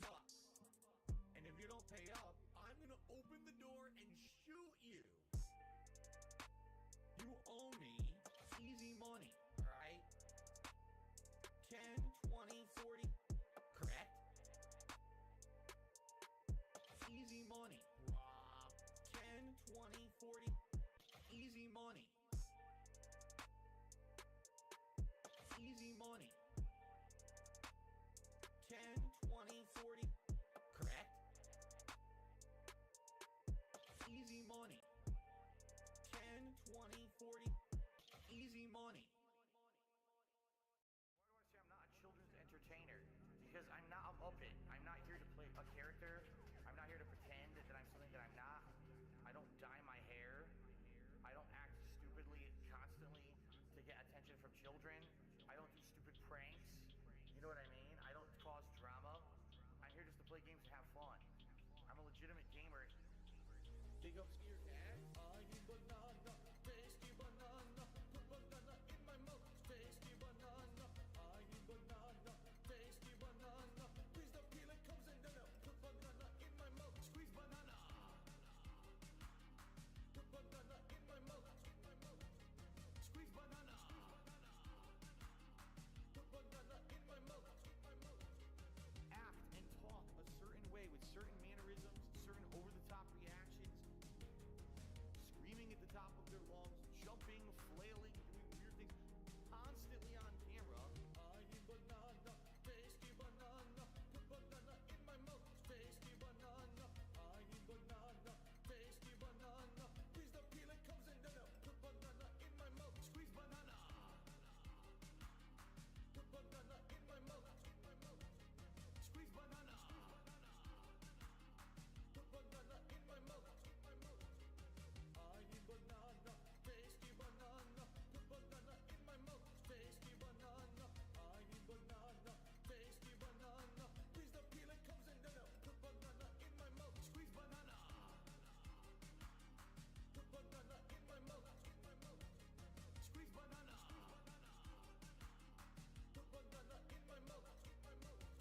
I just realised something fucking awful. Because I had to restart the fucking computer in the first place to try and fix what was going on, we've lost the bingo card. Shit! Oh, balls. Shit. Fuck. Yeah, I had to restart the entire bingo. Like the entire computer. So it wiped out the last bingo card, I think. But that won't be retained, you know, it doesn't save bingo cards. We might need to restart bingo. You know? We might be forced to restart bingo. We weren't, no, for God's sake. I mean, we weren't too far into it, to be fair. We were only about 10 minutes into it. Ah, balls. Yeah, guys, I think the fairest thing to do is just to restart fucking bingo. Oh, for fuck's sake. This is a disaster stream. ALT will be proud of this fucking disaster stream. But yeah, I think that is a situation that we are facing here. Yeah. So, hold on. I'm just trying to get everything going again. Well, even if we got a snapshot of the card, so David's asking, David Anderson saying, can I know get a start on your stream, go back to the old stream to get a snapshot. It's trying to get that snapshot then recreated in, like, I can't choose where things go in the program. It's kind of randomized, so you know, I don't know. Ah, God Almighty, this is disaster stream. Right, guys, so yeah, we're back to bingo. Hooray and all that jazz. I do apologise if things haven't gone monumentally wrong so far. Like, I think we have no choice but to start again, annoyingly, because I can't retain the bingo card we had from before. In case people are just wondering, so what happened? So, I don't quite understand what happened, but my audio, my microphone suddenly stopped working. Well, on my end, everything was working okay. Microphone was fine, levels were green, I wasn't muted or whatever. But the audience couldn't hear me, no matter what I did. And then when I tried to fix it, I realised my own audio settings were starting to crap out on me. Like, I stopped hearing things on my end. I was okay, what the fuck's going on? So yeah. Oh yeah, fuck. Ah, hell man, I'm trying to think of the simple solution, of course, is just to fucking restart bingo, because, like, I mean, people have sent me a screenshot. I've been sent a screenshot of the bingo card, which is all fair. I mean, that's like, I have no way of, like, recreating this. This was the bingo card before. We had this bingo card before. Hold on, you guys can't, shit, you can't see that, hold on. Why can't you guys, shit, hold on, just a second, what's going wrong now?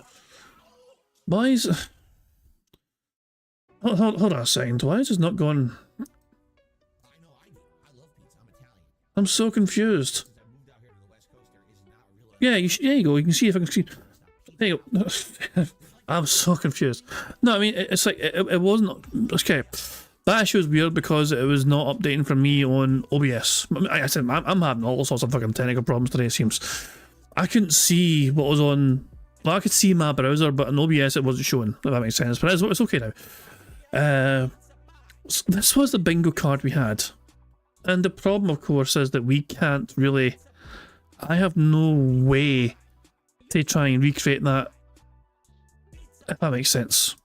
Like, I can't just tell. I can't just tell the card to put content here, annoying T sound. You know, it's automatically generated. You know, this thing. So yeah, I think the best thing we can do is just start again. We're only 10 minutes into it, as I said. You know what I mean? But fuck it, we need to start again. We have no choice, guys. We have to start again. I do apologise.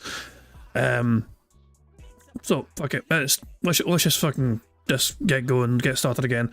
I will reset the big timer. Although, of course, we still have free space because of 50 likes. Good stuff indeed. I'll reset the counter as well for Snort, so we'll just count it again when it happens. But fuck it, this is at the start. This is at the start of bingo. And G McFly, you still want 11. G McFly's number of 11 was used before. We can do it again. I mean, I could do it manually, but it's just it's going to take so much extra time, and already we're miles behind as it is. You know what I mean? I'm trying to think of the most effective time-saving solution. Like, trying to kind of just copy. I don't know. This seemed like the simplest solution, just to kind of just start again because we're only 10 minutes into it. You know? So yeah, I mean, but I'm happy to, you know, G McFly, you can pick again. Because you picked the bingo card the first time around anyway. I think it's fair. Sonny says, how about 9 free spaces, the card crossed off, and the 50 likes, 1 free space. That's fair. Okay, we're still... Okay, I'm going to type in 11 here, right? To generate a card. Because that was the number that G McFly used last time. And then... Okay, hold on, let's just see. Let's just fucking evaluate us. Let's see if I can do something clever here, okay? The things that were ticked off before, are they on the current card? Let me have a wee look here. You guys just ticked off. We had that before. DC tries it. Of course, that was gone. What else do we have? What else do we have here? We had 9 things ticked off from before. I'm trying to see if any have carried over from the other side. Is weird noise on here? No, it's not. So I think the 2 that we had from before are over, if that makes sense. Like, you know, I'm trying my best to carry these over, you know what I mean, as best as I can. So last time we had Weather Talk, Nonsense, You Guys, Content, Annoying T Sound, Reality, Weird Noise, New Games, and DSP Tries It. But this card, we only have You Guys and DSP Tries It. There were 7 things weren't on this card, yeah, that got generated, so... Okay. I mean... Shit, man. I just want to make sure, I don't want to clone people, but if you know what, fuck it. I'm unticking. Look guys, I am supremely confident, okay? I'm confident in Phil's predictability. I'm confident this card is strong. I'm confident we can get a lot of things ticked off in 10 minutes. In fact, I think we're going to get more things ticked off than last time. You know? So yeah, I am happy with this card. This is a card generated, and I'm happy with the card. This card is going to crush. This is an even better card than last time. I'm going to go out and 11 if I can say that this card is fucking better than the last one, and it's going to help us win bingo even easier. But fuck it, let's just so sorry again for what happened. Let's just start again. We'll crack on. We'll get through it as fast as possible, and let's also make sure we tick things off in a way. And we're going to get a fucking full house today. This is happening, guys. We're getting a full house. Fuck your technical problems. Fuck all the issues that are going on. We're winning today, come hell or high water. Good morning, everyone, and welcome to a brand new week of streams here on DSP Gaming. We got a good one. This week, we've got continuing and completing playthroughs. We've got a brand new hyped game. We've got nice chill streams at night, and we got a fun podcast today. It's the return show, meaning I'll get you caught up on everything. How stuff's been going with the current playthroughs, how my day off was, and today we're going to tackle an interesting topic. That age-old question of old versus new. Were fighting games much better back in the day? Or is it just that those salty old FGC boomers are angry because they suck at fighting games today and can't hang with the new blood? You might say, well, why am I interested in this? Because we've been talking about this ever since the release of Street Fighter 6, how I feel one particular way about it, and a lot of people seem to disagree. Well, there's actually a big debate going on, and I'd like to have a nice little discussion about that with some corroborating testimony. But of course, we'll have our usual antics. All this and more on the week-beginning episode of the Level 1 podcast. And that's why I can do the intro as well. Is thumbs up on the card? No, I don't think it is, but fuck it. We'll just crack on, mate. There we go, good stuff. Alrighty, everybody. Welcome to the show. Today is Sunday, the 22nd of June, 2025. It is officially summer. That's right, summer hit. So I hope that you're not sweating it out. It's actually not warm here at all in Washington State, which is bizarre because weeks ago it was. Weeks ago it actually was like summer. So I installed all my ACs in my house, and now it's cool. Who fucking Very bizarre. cares? Anyway, welcome, and I hope that you're all doing well. First off, with all of the chaos and the craziness going on in the world, I hope that you are ready to come and hang out with me and unplug from all of that drama and nonsense and just have a good time. That is really what my goal is with my content, is to distract everyone from all of those things that are inundating you every moment, right? You turn on the TV, you turn on, you open your phone, blah, blah, blah, blah. Oh, God, again? You gotta keep hearing this crap? Well, not here. Because here, we firmly stick your fingers in your ears, cover your head, shove it in the ground, ignore all that nonsense. No, in reality, I just want to entertain you guys and give you something to do rather than having to hear the same crap from every other talking head on the internet. You know what I mean? So, I hope that you guys are ready to relax and get caught up. We're going to get caught up on everything I've been doing. We haven't had a podcast in a couple of days now. You know, we didn't do one on Friday. I wasn't here yesterday. So we'll get caught up on the status of all the current games and playthroughs that I'm doing so you have an idea of what's coming up this week. And I'll tell you a little bit about my day off yesterday, and then we'll jump right into this big debate. So what is the debate, and why am I chiming in on it? Well, right now, fighting games are in an interesting state of flux, okay? There's a lot going on in fighting games, and as you know, I play fighting games on my streams, but I don't consider myself a part of the FGC, all right? Why? Because I just don't really care about playing competitively or going to a tournament anymore. That doesn't mean that I don't have a lifetime of knowledge playing these games in arcades, in competitions, both at home on console online, but also in real life. I know what they've been like over the years. I've seen how they've evolved, and I've given you my opinions on that. Currently in the FGC, there's a lot of things going on. Notably, right now, there is a big evolution where a lot of new fighting games that are coming out apparently are not even going to have input motions. You remember we watched the trailer or the announcement for the Invincible fighting game that's going to be coming out from the makers, apparently, of all games Killer Instinct. Well, guess what? Apparently that game has absolutely no inputs. It's just pushing a direction and pushing a button, does a special move or a combo. So a lot of people are debating, is this where fighting games are going? And that leads to a discussion of, well, when you take out challenge of input, like for example, the skill gap of executing a combo, doing a special move, if you remove all of that and you just make it instead kind of gameplay elements of when do you do certain things rather than can I even execute them, does that change the skill level of a game? Does that change the entertainment factor? And that actually has led to an even bigger debate on, is it already there? Like with a game like Street Fighter 6, isn't it funny that almost every character has a get one hit immediately because of the drive rush mechanic, go right into a ginormous combo that does wild damage, pushes you to the corner, and now it's just a guessing game. And that's the whole game. Like, that's Street Fighter 6 in a nutshell. I've actually described all of the gameplay elements of the game. And back in the day, it wasn't like that. Back in the day, every character played differently. The game was a lot more varied and also, supposedly, needed more skill to actually play. And this has led to this big argument. New school versus old school. New school players who only have played games like Street Fighter 6 or the recent Tekkens, comparing to the old days when, you know, you were in arcades grinding it out and it was a lot different, and people arguing back and forth what was better. Are fighting games bad today, or are they better than ever? So we're going to talk about that today. There's a particular video from Button Check that he came out with in the last day that was actually a really good one that gets that discussion going, and I'd like to chime in and give you my thoughts on that topic today because, you know, we don't talk about fighting games all the time. No, the problem is, Phil, nobody really fucking cares. Your audience went asking for this. Show me evidence of your fucking audience asking you to fucking respond and react to fucking Button Check's fucking comments. You could have fucking made your comments quite clear by leaving your comment on his video. All you fucking had to do, Phil, was take some time, write your fucking thoughts off in this comment section, and that would have been the end of it. No, your chat, your audience, your community, Phil, doesn't really massively fucking care what you've got to fucking say about this particular topic. The time, but when we do, I feel like, hey, I should every once in a while at least give my 2 cents on this stuff. I know some people in my community care, and, you know, hopefully get some discussion going. All right, so good stuff. Anyway, so let's get started with the general topics. So, for example, how's everything going right now? Well, what I'd like to do is do kind of like a cumulative update on all the playthroughs that I'm currently doing, because right now I'm in the midst of a ton of games, but a lot of them are about to end, and we're actually about to start up with one. So how's everything going with that? We'll go through the kind of lineup so you guys know what's going on and what to expect this week. And, you know, and then we'll see if you guys have anything to talk about, and then we'll jump into our little FGC topic for the day, okay? We actually start off today. Jalen1820 has re-upped their membership for 2 months. As politics will be a heavy hitter today. This is not a politics show. This is not DS Politics. I did DS Politics and no one cared, so I'm not doing politics. We're doing other content. Maxwell, our first super chat of the day, a buck. Thank you to Maxwell. Let's get that on the leaderboard. I guess that is actually a good place to start. So FYI, last week was a great week for support. We started off the week on a slower side, but then it started picking up. Almost every single stream last week, we hit a support goal. Thank you so much for that. We ended the week at 27 out of 30 goals hit.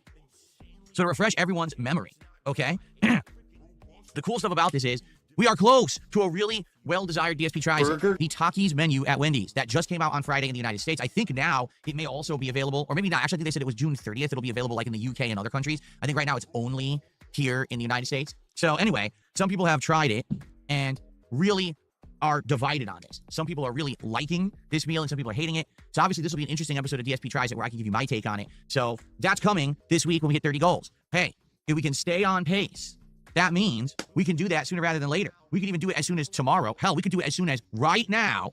If we hit 3 support goals on this stream, I will order the Takis meal from Wendy's. All right? That's never going to happen. All right, never. It's absolutely insane if that would happen. I don't think it's ever going to happen. 3 goals on this stream. But if you think of the pacing, well, today, tonight, and tomorrow, we could potentially do it tomorrow. All right? So let's get it going. Let's get some support for the stream today. Thank you guys in advance. Maxwell has done the first support of the day with that $1 super chat. So let's see who else will be stepping up. Who will be the first sub of the week over on Kick? Who will be the first member of the week on YouTube? Who will be the first tip of the week on PayPal? Maxwell already took the lead. All right, so let's get that momentum going. And thank you guys. Like I said, last week, we actually kind of recovered because the week before, man, because I was trying to finish Claire Obscure and stuff, it was actually a very slow week for support. But this last week, I couldn't be happier. Thank you guys so very much. And hopefully we can keep that going. All right, now, what I'd like to do is talk about all the different playthroughs that I'm currently doing really quick, just to get everyone caught up on everything that's going on. Because some people are, you always wonder, is this ending? How long will this be? What's new? What's coming up?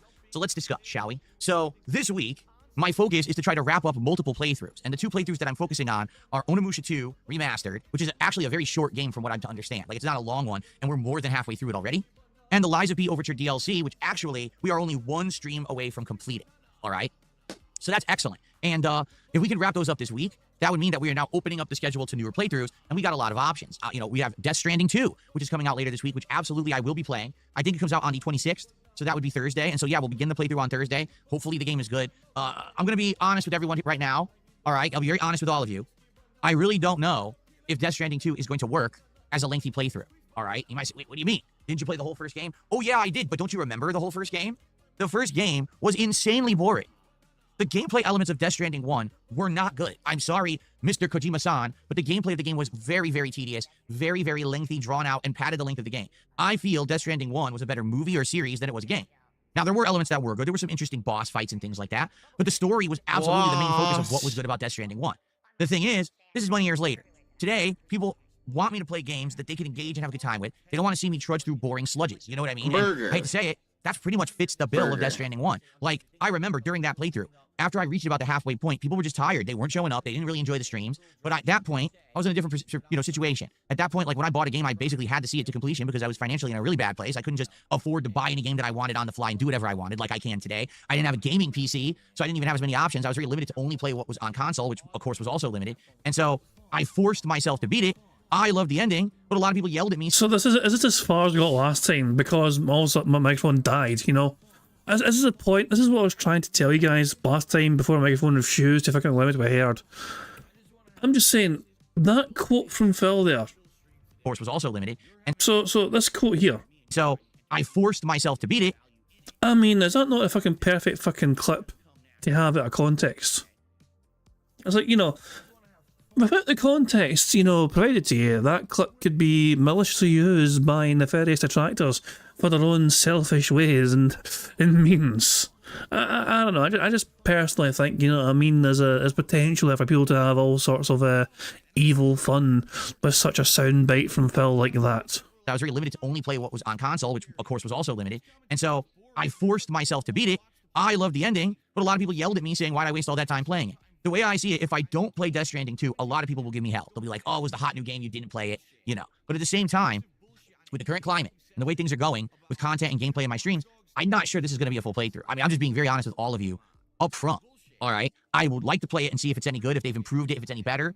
Obviously, the story is the hook for me, and I would like to experience the story, but I don't want to experience a 10-hour amazing story at the expense of 40 hours of insanely boring gameplay that we're all tired of, and you guys hate the streams, and I'm tired of the game, and no one's having a good time, because you know what happens. If no one's enjoying it, then no one engages, no one shows up, no one supports, and it's a waste of everybody's time when I could be doing other things.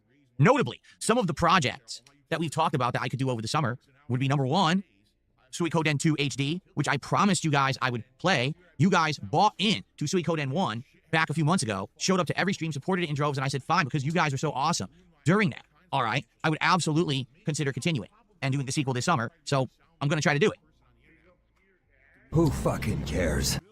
In addition to that, we've also got GTA 4, which we've been discussing possibly playing with some mods to make it a more modernized game.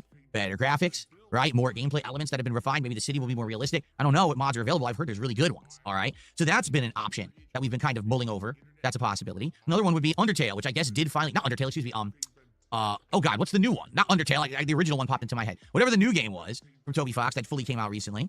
Deltarune, thank you, it's the Hutch. It's Deltarune is the new one. And, so there's options. There's definitely options of things that I can do. I'd be down for any of those, okay? Those are good summertime kind of playthroughs that we could be doing. That would be interesting if we get bored, with the current lineup. Outside of that, FYI, there is a game, Mecha Break, coming out July 1st, but it's unsure if it's going to be good or not. It's a mech game that seems to be very fast-paced, but I guess we got to wait for more information. Here we are, only like a week away, and there's really no info about the game, so I guess we'll see when it comes out and people start reviewing it. And then we've got Independence Day. What is Independence Day? Let's talk about that. July 4th, actual Independence Day here in the United States. I am doing a day-long marathon. It's actually a Friday, and it'll be my final streaming day of that week. So what is Independence Day? Independence Day Marathon will be me hanging out with you guys all day long. It's a way to do a send-off to my kind of history and the entire gimmick of the hats and vests that I did for many years. For those who don't know, back in 2020, on a complete freakish chance out of nowhere, I was doing what I used to call a retrospective stream. People would nominate things for me to watch from my past, and I would watch them back and react to them. And someone randomly had mentioned, hey, just watch this channel update, okay? So I watched it, and when we were all watching it together, we noticed that I had this beige vest on. It's one of those outdoor vests that has no arms, but, you know, it's like an outdoor coat. It's kind of like for middle weather. It's not for cold, but it's not for warm. Did Bill just explain what a vest is? Don't all vests have no arms? I need to hear that again. It's one of those outdoor vests that has no arms, but, you know, it's like an outdoor coat. It's kind of like for middle weather. It's not for cold, but it's not for warm. And people were like, we've never seen that before, or whatever happened to that? And I said, do you still have it? I said, I doubt it. I mean, this video is like from 10 years ago. But then I went downstairs and I found it in my closet. I was like, holy crap, I actually do have this thing. So I popped it back on and people thought, oh, that'd be hilarious. Why don't, for silly reward goals for support on a stream, why don't you pop on this vest? And it actually became so popular that people wanted more vests. Then they said, you know what, why can't you have tiered rewards? Why can't you have hats and glasses? So we ended up doing this thing where whenever I raised like 50 or 100 or 150 bucks, I would start tossing on clothes and stuff. And it was a running meme. And of course, everyone on the internet made fun of it. But at the same time, it was very successful. This actually allowed me to have several months of literally hitting support goals nonstop. It actually helped me at a time when financially 5 years ago, things were going really bad for me. Okay. And it kind of saved me, to be frank. Okay. Now, a lot of things have changed since then. Basically, the whole idea kind of got really stale. Doing it was just kind of going through the motions rather than doing it as some kind of a celebration. To be honest, it was frustrating because trying to wear a vest when it's hot and stuff, like, oh, God, you know. So it wore itself out, all right? And now a lot of things have changed. Now that my upgrades have made this visual so much better in my content, now I'm actually dressing a lot better and everything, as you can see. There's no need for these gimmicks anymore. Why don't you back it up with a source? My source is that I made it the fuck up. All right. So, the vests, the hats, those things that for years I had as part of my content have been sitting in this closet for about a year unused. All right? And so, what we're going to do on Indivestance Day is we're going to have a throwback event where you guys are going to be able to pick hats and vests for me to wear out of the ones that I don't even remember what I have. So that it's been so long. It's going to be interesting because you guys are going to be voting for, geez, do you want to see the red fedora? Do you want to see a cowboy hat? Do you want to see the Viking hat? Do you want to see a football helmet? Do you want to see the fisherman's hat? You know, there's like 20 hats. There's something like 8 to 10 vests. And what we're going to do is all... You know, there's only one hat I fucking care about, but Phil fucking threw it away. Fucking inflatable fucking crown. I fucking got a fucking puncture and Phil lacked the fucking lung capacity to keep blowing up on a regular basis, so I fucking tossed that sumbitch out. Alternate when we hit little milestones of support. You'll vote every like 50 bucks or whatever. What's the next thing that I'm going to put on? And every time I wear one, it's like the last time you'll see it. And for a lot of these, it'll be the first time you'll ever see them in actual HD because my old setup, the visuals were so terrible. But now you'll actually see them in good quality for the first time. And then we're going to kind of retire them and put them into storage. All right. Now, I'm not saying that they'll never come back, but maybe there would be. So kind of like a special event would be a reason for me to bring these back. Maybe another marathon in the future or something like that. Okay. Now, also, there'll be booze that day. Yes. For every milestone of me raising support, I will probably take a shot or maybe I'll have some drinks. I have a bunch of stuff now. I got the alcoholic lemonades, I've got the White Claws, the Smirnoff Ices, I got all this stuff I could drink during the day. And since it's gonna be like a summertime vibe, I think my wife's gonna be making some food, some like cookout style food that we'll have during the course of the day as well. Who fucking cares? The other main focus, which really will be the focus of the day, I gotta clean this closet out badly, all right? If you remember, it was either 2 or 3 years ago now. I wanna say it's like 3 years, it's been that long, time is flying. I did a closet clean out. And when I did, this closet, oh my God, do you remember the stuff that I found in there? Stuff from ancient times and stuff. And I did a clean out at that point. But what's happened is now in the last year, since I've fully upgraded my entire setup, okay? Stuff has accumulated yet again. Old equipment got tossed in there. Old decorations that I used to use for my background that I'm probably never going to use again or crammed into the crevices. Junk is in there, boxes, garbage. And the problem is I need to use this closet. Like right now I have all these Nintendo Switch 2 accessories. I can't put them in there. There's no room. The entire top shelf is hats I'm not wearing. I got a million vests hanging I'm not using. They're taking up space. So what I need to do is go through there, clean it out, determine what I'm keeping. I'm going to have a ginormous trash bag to throw out stuff that I don't want anymore that we can get rid of. And this is going to be a good way to just kind of start fresh. This is something I probably should have done 6 months ago when we upgraded the setup, but I haven't had a chance. So this will be a great time. It's going to be just a very chill vibe hangout day. We hang out, we enjoy each other's company. I do a closet clean out. We're drinking. You're getting me to wear stupid stuff all day and look like an idiot, but it's all good. It's going to be a good way to have a nice summer day. Celebrate Indivestance Marathon, July 4th. All right. So I hope you'll come by and hang out with me all day long. It should be a great event, and I'm very much looking forward to it. Okay. Who fucking cares? So that's coming up. All right. Outside of that, there is a lot of stuff coming up in July, but it's all in late July. You got the Tony Hawk Pro Skater 3 and 4 remake. You got RoboCop's Rogue City Unfinished Business expansion, Donkey Kong Bonanza, Ludo, Grounded 2, which I'll probably play like once. I doubt I'm going to play it too long, but, you know, just something to check out. So a lot of stuff there, you know, to check out in July, but it's all around the second half. So that gives me opportunity to do some of this other downtime stuff. Yes, we'll try Death Stranding 2, but if it doesn't work, then that's fine. We could be doing other games. Like I was thinking, I think so Coden 2, maybe GTA 4, maybe something else in the mix, you know, balance it all out. Balance that with all the chill playthroughs. So just so you know, these are the games that I'm currently playing and the status of all of them, all right? Lies of P Overture, we are literally one stream away from finishing. I have confirmed that when I play this again, which I think is going to be Tuesday, When we play it Tuesday, I will be beating it. That's the end of Lies of P Overture, and then we can give Soulsborne a rest for now. However, that's another possibility. We could bring back Soulsborne, like maybe Dark Souls 2 or Dark Souls 3 with mods. And I'd be very excited to do that because people wanted a modded run of Dark Souls 1, and we did it, but it wasn't really what people were expecting, or me. I thought it was going to change the game, and all it really did was tweak the game. I'd actually like to play a mod that changes the game entirely, so we'll probably do that maybe over the summer. Okay, then we've got Onimusha 2 Remastered, which we're a little over halfway through. For what I'm understand, it's not a long game, so we've got 1 to 2 streams left. By the end of today's stream, we might actually be near the end of the game. All right, so we'll see. But I'm excited to play more of that today. And outside of that, we've got a lot of chill streaming stuff going on, including Minecraft, the American Truck Simulator streams, one of which is tonight. And of course, we just started playing Taxi Life a couple of days ago. All right, so we got some nice chill streams in the mix. And then the not so chill competitive streams right now are Mario Kart World Knockout Tour multiplayer and Capcom vs. SNK 2. So we got a good variety of stuff. Right now, it's all working, but I'm well aware that once you start... Member bomb. My biggest fans are idiots. Thank you very much to Broside Phil for gifting 5 members to the channel, which of course gives us enough free space to make us on 2 free spaces so far. So thank you, Broside Phil, for gifting 5 members, and congratulations to Rampant Bonsai, Alexandra C, Don't Tase Me Bro, Tubi Zafaz 113, and Tifa Cloud Final Fantasy 7. You 5 just got membership, and make sure you 5, if you get a chance to, make sure you thank Broside Phil for gifting those members. And as Broside Phil says, it's so much cheaper. Yep, I managed to find a way, as I said, if people give memberships, it is no longer locked to the more expensive price. I was able to actually set it so member bombs are at a cheaper price. So Broside Phil, managed to kind of, but that's what I'm saying. He saved money doing it compared to before, because now I'm not ripping people off. The previous level that memberships were at, that was a recommended price that YouTube told me to fucking set it to. And it wasn't until I fucking actually looked at memberships. Broside Phil, you've got your own memberships, and that being said, have their own ones as well, and WPIG. So many other detractors have their own memberships, and it's like, they weren't charging that. I was kind of thinking, wait, well, why am I charging more? When I don't, I should be charging this much. So yeah, that's what kind of, got me to fucking trying to lower the tier in the first place, you know what I mean? Because I kind of looked, and I kind of thought, wait a second, just because YouTube fucking told me to fucking set the price at something doesn't mean I really should have fucking just listened to that. I should have been more aware of what I was fucking setting the price at, not sure, you know what I mean? So yeah, this is me all got it sorted now. So yeah, there we go. Good stuff indeed. So yeah, there we go. So yeah, we got a free space thanks to Broside Phil's generosity, very kind of him indeed. And that's a second free space of the game. As you can see, we've got a lot of things ticked off on the board. I mean, like, obviously, you cannot amend any pre-existing. That's the thing, though. This is why I have 2 perks, so Broside Phil, because you can't amend a pre-existing perk. If you want to do any changes in terms of pricing, you need to make a brand new fucking perk, which is so dumb, in my opinion. But that's just the way YouTube is, I guess. You know what I mean? It's probably some sort of bizarre thing where if you try and lower the price, like mid-membership for some people, I don't know, it's probably some...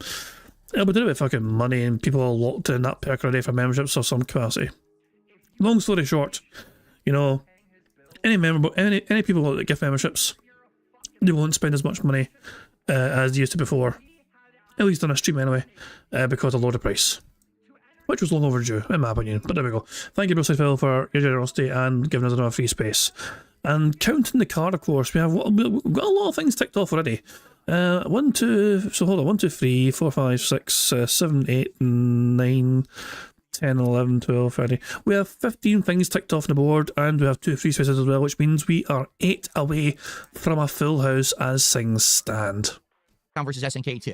So we got a good variety of stuff. Right now, it's all working. But I'm well aware that once you start playing things too lengthy, sometimes they kind of fall off. We'll see how things continue to go. But last week, pretty much everything worked. The one exception was Minecraft, where we hit like $100, we didn't hit the goal. I'm hoping that we can maybe get Minecraft back into the mix. All right, we'll see. Cydia says, why is American Truck Sim not a daytime stream? Because I drink during it. It's that simple. Because I'm drinking when I'm playing it. I'm not going to start drinking at the beginning of my day when I have all this content to do, when I have responsibilities to my family. You know what I mean? I'm not going to sit here getting buzzed. What do you mean responsibility to your fucking family? Like, Phil, why? Hold on a goddamn second here. Hold on a second here. What sort of responsibilities does Phil have to his family during the day? He doesn't cook dinner, Like, he doesn't do anything. Like, Cat does the laundry, Cat does the cooking, Cat does the cleaning, and Cat also has to go out and fucking work a retail job a few days during the week. So what the fuck responsibilities is Phil fucking doing for his family during the day? He's in his office until after 4 o'clock, until like 4:30 or something. Then he goes down, waddles downstairs, consumes dinner, then waddles back upstairs and fucking like starts up the fucking night stream. So I don't know, Phil. Can you elaborate on that, Phil? Because to me it seems like you're kind of full of shit. Because I drink during it. It's that simple. Because I'm drinking when I'm playing it. I'm not going to start drinking at the beginning of my day when I have all this content to do and I have responsibilities to my family. You know what I mean? I'm not going to sit here getting buzzed and then have to go do other stuff. Why don't you back it up with a source? My source is that I made it the fuck up. If I'm getting buzzed during a marathon where the only commitment I have is to stream and be buzzed on stream, that's different than, oh, by the way, I have to get buzzed. I have to go help in the house or cook dinner or clean stuff or spend time with my wife when I'm not going to do that. All right. If he's going to have to spend time with his wife, he has to make sure he's sober. I was like, Phil, this is our spending time together segment on your schedule. Why are you buzzed? Are you buzzed for a spending time together segment, Phil? Phil, go upstairs. I'm going to stay downstairs crying because you were slightly buzzed for a hanging out segment that we had scheduled in. It doesn't make sense. It makes no fucking sense whatsoever. I'm not going to be sitting here all day getting drunk all day, okay? So that's why. And that's also why we're only doing it like once a week. Now, I know that I also drank during Taxi Life, and that was fun, but I don't want to be drinking on every single stream, okay? Cool. Also, why change a fucking habit of a lifetime, Phil? You fucking do it anyway, usually. Mix. Yes, I know. Blueprints. All right? Blueprints. We're almost done. Probably 1 to 2 more streams of Blueprints, and we're actually going to beat the game. I know how to beat it now. Basically, I've found the throne room. What I'm being told now is that I have to do one more iteration of the chess puzzle. That's going to allow me to find the royal scepter, and then I think I also need to get some kind of a gem. And oh, fuck me, it's Jade. No. Squeaky Wheels Jade tipped £1. Squeak, squeak, squeak, squeak. Wow, these are solo squeaks. Squeak Philly. Daddy, would you mind putting on the football helmet? I want me and my short bus with wheelchair access friends to see ourselves represented through you. That is dark. That is dark. That is so dark. But Phil should do it for Jade. Although Phil did break a promise to Jade before. Remember when Phil promised for Jade's birthday to play him in like Street Fighter and they never done it? It wouldn't be the first time Phil breaks a promise to poor old Jade. It won't be the last time either, probably. I've been told to check Discord. Hold on, I've been told to check Discord.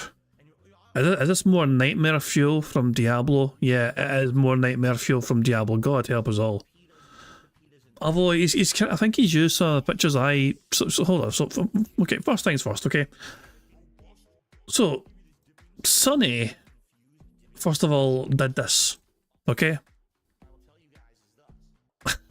I'm not entirely sure what inspired Sonny to create what looks like some sort of like cliffhanger thing happening from Phil's nose.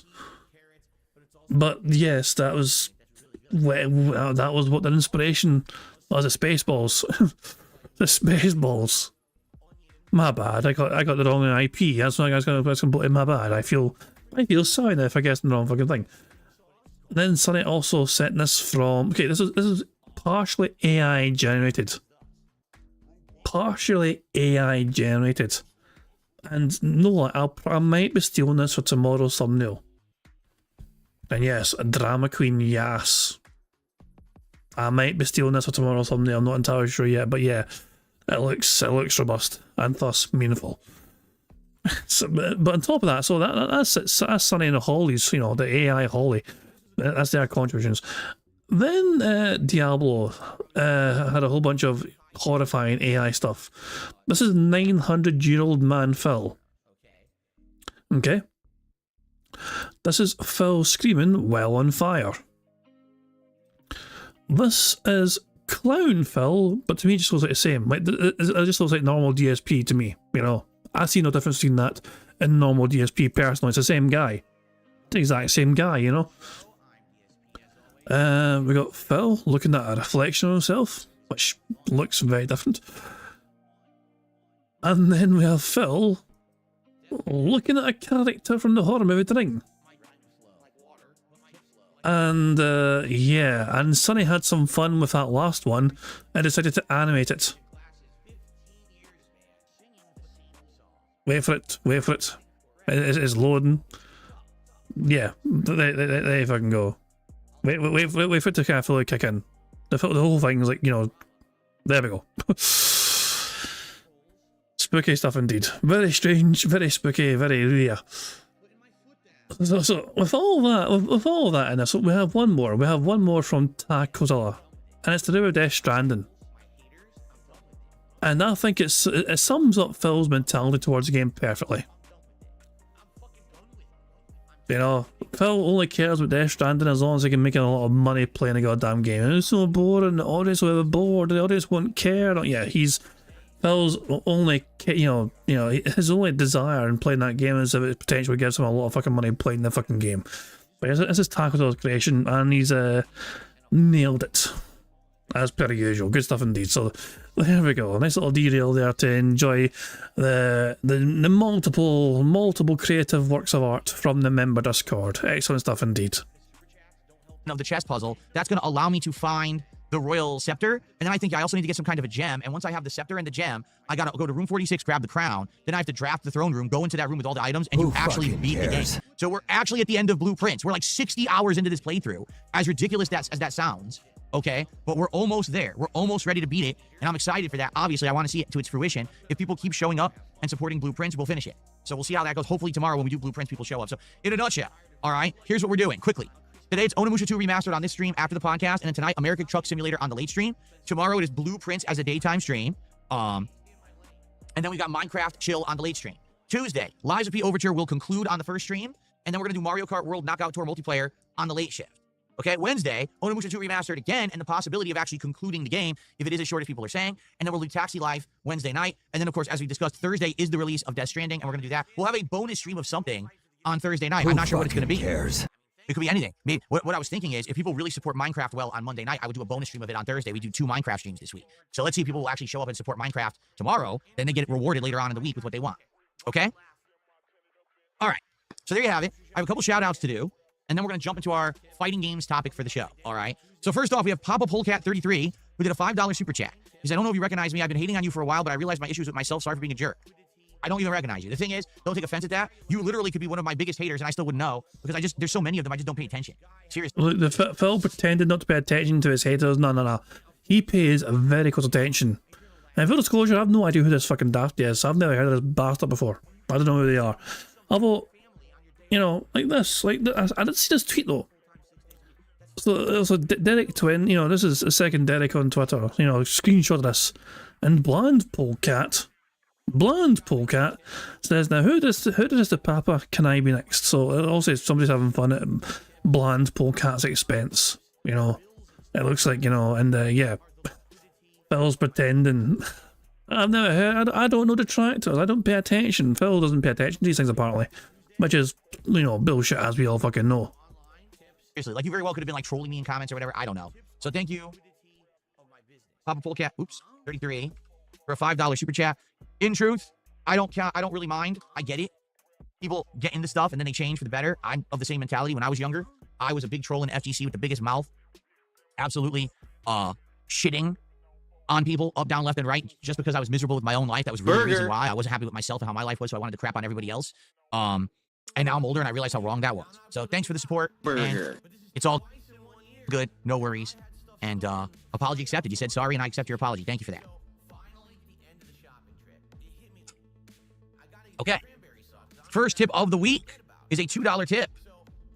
Sega has announced the characters Sega announced characters from SpongeBob, Avatar, and the Teenage Mutant Ninja Turtles will be coming to Sonic Racing Crossworlds. This game sounds interesting. You know, someone made a point. They were like, this Racing Crossworld seems like what they're trying to do is get the pop culture demographic to jump into this game. Why didn't Nintendo do that with Mario Kart? Like, Nintendo totally did it with Smash Brothers, right? They brought in characters like Snake and, you know, characters from other franchises. Bayonetta, Jokers, and why didn't they do anything like that with Mario Kart? Why are they sticking to just Nintendo property characters? Because again, I hate to say it, but Mario Kart is pretty dead. Most people who bought a Switch 2 now, it's like 2 weeks in, are like, what did I do this for? There's nothing to play on this console. They realize it. That now the third-party games are getting played because Mario Kart, everyone's done with it. So they're starting to play. Did you see Hitman on the Switch 2? Wow, it runs like dog shit. And this is the brand new Nintendo console, and these third-party companies ported all their games, and their games run like shit on it. So there's nothing to play on this console right now, and the things that are on it are awful. So, yeah, it's interesting, and it's very bizarre that they haven't brought in collaborative characters to Mario Kart, right? Why? Why does Mario Kart not have characters from other properties and franchises like Smash Brothers did. It worked for Smash. Why did they kind of drop the ball? Because now Sega has taken the reins. Sega is doing that now, right? Anyway. All right. So thank you for the early support. So now we have Super Chat, and we have a couple Super Chats and a tip. Can we get our first membership of the week? And how about our first sub support on Kick for the week? Also, who is Orange Man Good? The reason I ask is, I was refreshing my leaderboards for the week. And as I refreshed, I looked at top monthly gifters over on Kick, the top monthly sub gifters.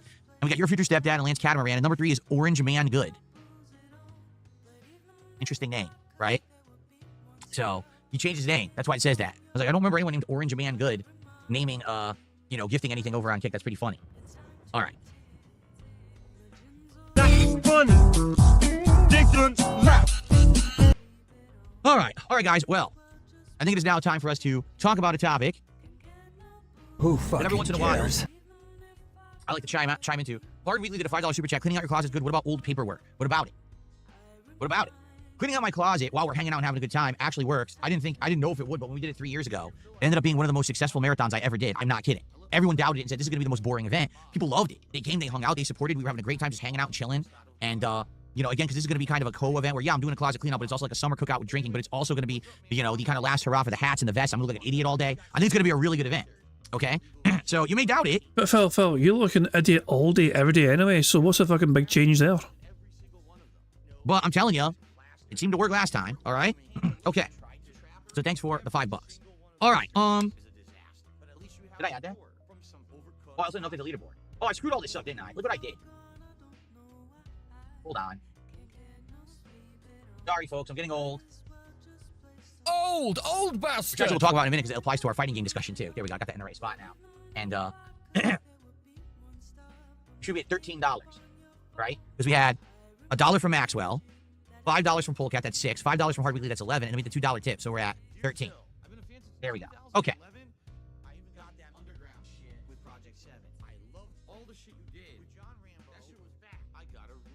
All right, hold on. Excuse me.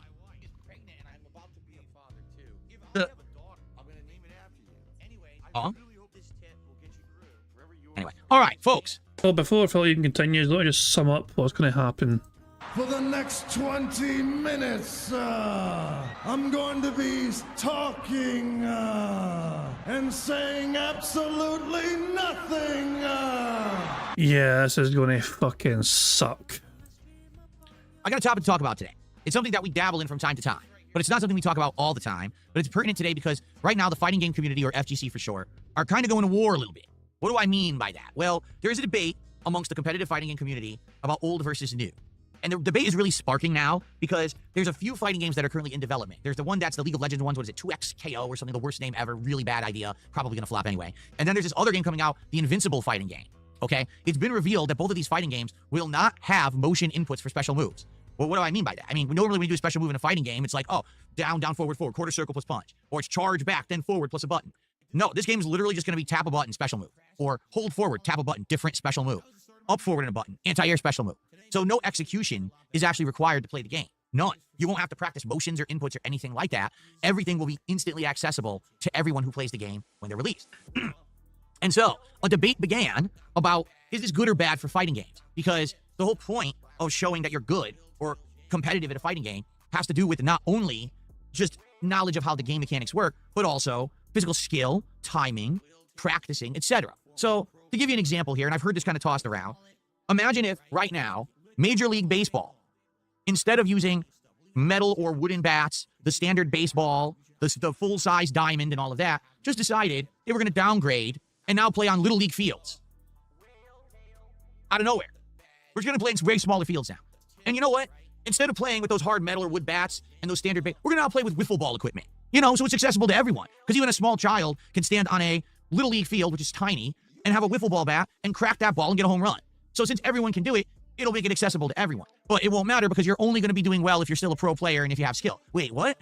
So you see, when you put it in that perspective, it seems a little different, but it's the same thing. Really, fighting games, or any competitive game, okay, have two levels of challenge. The actual physical execution and the mental game. If you take out any physical challenge of actually playing a fighting game, meaning I need an actual timed input that I need to practice physically and I'll commit the muscle memory to be able to do it. If you remove that from the factor of the competitive play, now it just becomes a mental game. but is it the same? So this has been a big debate in the FGC recently, and they're arguing back and forth various different opinions on this. But now, this has actually become a different discussion entirely, as now it's become, are modern fighting games just in general, even when it comes to the mental game, just too easy? Why is it that a lot of players from back in the day don't really want to play modern fighting games anymore? They've all fallen off. Why does it seem like now there's an entirely new generation of players that have stepped up and are competitively good at fighting games? But what happened to the old guard, right? And so there's all these different opinions. You got... I mean, maybe most of them just grew the fuck up, Phil. A lot of old school players who've been saying modern fighting games, sadly, are just not very good. Modern fighting games are based on getting one hit, playing with a pattern, guessing game kind of stuff, 50-50s. This is not what fighting games are meant to be. They're not good. Modern gamers or newcomers who've only really been playing competitive fighting games in the last 1 to 2 gens are like, those are just boomers. Those are just old school people who are disgruntled. They can't hang anymore. They're not good enough to play at a competitive level with modern fighting games, and therefore they can't keep up, and they're angry. This is their, sour grapes that they can't hang anymore. That's why they talk shit about modern fighting games. So there's this interesting debate going on. I'd like to show you, there's actually a really good video from the YouTube channel Button Check. Now, Button Check is someone who I've watched his content before on this very show. He's actually responded to things that I've said on this show before, and he did a good video about it. But it's kind of funny because the discussion is good, but the person involved in the discussion is kind of silly. But I'll show you what I mean. All right, but before we do that, we got a couple more 5 in a row. That's concerning. Shout-outs to do. Hard Weekly, thanks for another $2 super chat. I don't know what you're talking about decluttering my desk, but thanks for the money. And I got a $1.11 tip from the guy who likes to talk about diarrhea, but he says, for the next reward, play Five Nights at Freddy's Security Breach. Well, when you say the next reward, I assume you mean like the next marathon. Well, fair enough, we need to think about what the next event will be. When we hit this July 4th event, that's going to be the Indivestment Day, or Indivestance Day, but then we have to figure out what's the next marathon after that. So we'll start talking about that soon. Thank you for your opinion there. Actually, you're one of the people who suggested the Five Nights at Freddy's marathon earlier in the year, and it worked out really well. Okay, so here we go again, indeed. Let me see if this is going to look good or not. Hold on 1 second. Who fucking cares? I'm tiny. They only blow myself up a little bit. I'm like really small. Why? Why? Why? You realise your audience realises it's not to scale. But your audience are not going to get concerned here that, oh my god, that person's so much bigger than you. But you are a good, this is a good normal size. We can still see you and your reactions to the things that are being said. Jesus Christ, this is ego. This is putting off. It feels like I'm not prominent enough on the screen. I need to take up more of a screen than this guy I'm showing off on my content. Okay. All right, so the debate right now, as you can see, FGC boomers are miserable because players are better now. The FGC debates. Let's see what's going on over in the FGC. Every once in a while, I like to poke my head over there and see what's happening. As you know, I'm a very unique position because even though I'm well-versed in fighting games and I have a wealth of knowledge about them, I'm not part of the FGC. I stopped caring about competing and traveling and that grind life. I just don't care. I'm much more happy as a variety content creator on YouTube. And it's funny because the FGC hates me, even though I've literally never done a damn thing to them. They actually, did you know that the common person in the FGC actually believes that I am permanently banned from tournament play and cannot attend a tournament? Were you aware of this? Have you got evidence, Phil? Because that's news to me, personally. Where did they get that idea? I have no clue. I've never been Why don't you back it up with a source? My source is that I made it the fuck up. banned from a single tournament in my life. I could go wherever I want right now. It's just about a decade ago, if you remember, I'd say it was around 2012, 2013. I decided I just didn't want to do it anymore. That I didn't find it rewarding. I didn't think it was going to make sense. I was becoming a variety creator on YouTube and I was enjoying what I was doing and I wanted to put all my time and effort into that. But the FGC actually says shit like that. Like, yeah, Phil's just permanently banned because no one likes him. And like, actually, that's not true at all. You're just an idiot. Why would I lie? I imagine it's like breathing for you. Made it up because you're a dunce. And you like to believe these toxic memes and shit. Like, what are you talking about? Where'd that even come from? You know what I'm saying? Like, anyway, let's hear a little bit of this topic and let's see what I can do to chime in. Here we go. Yeah, we got a hot one. That is really low volume, isn't it? Hold on. Let me see here. I just want to make sure we can hear it.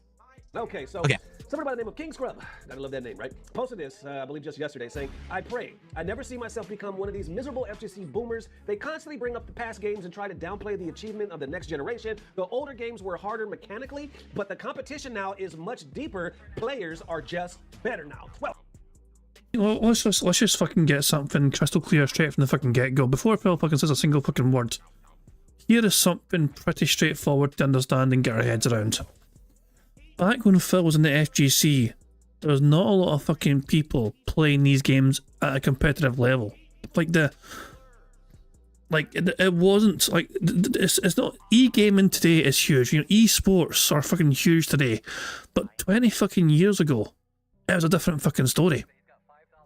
So yeah, you struggle to fucking get numbers essentially, to fucking get in demand to have these tournaments operate and run or whatever. People that won events like 20 years ago, the prize pools weren't that fucking impressive because the simple truth of the matter was it was not a huge demand for it. But, you know, because it was the start of a fucking era of esports. It's got to start from somewhere, from grassroots, from small acorns, mighty trees can grow, that sort of fucking thing.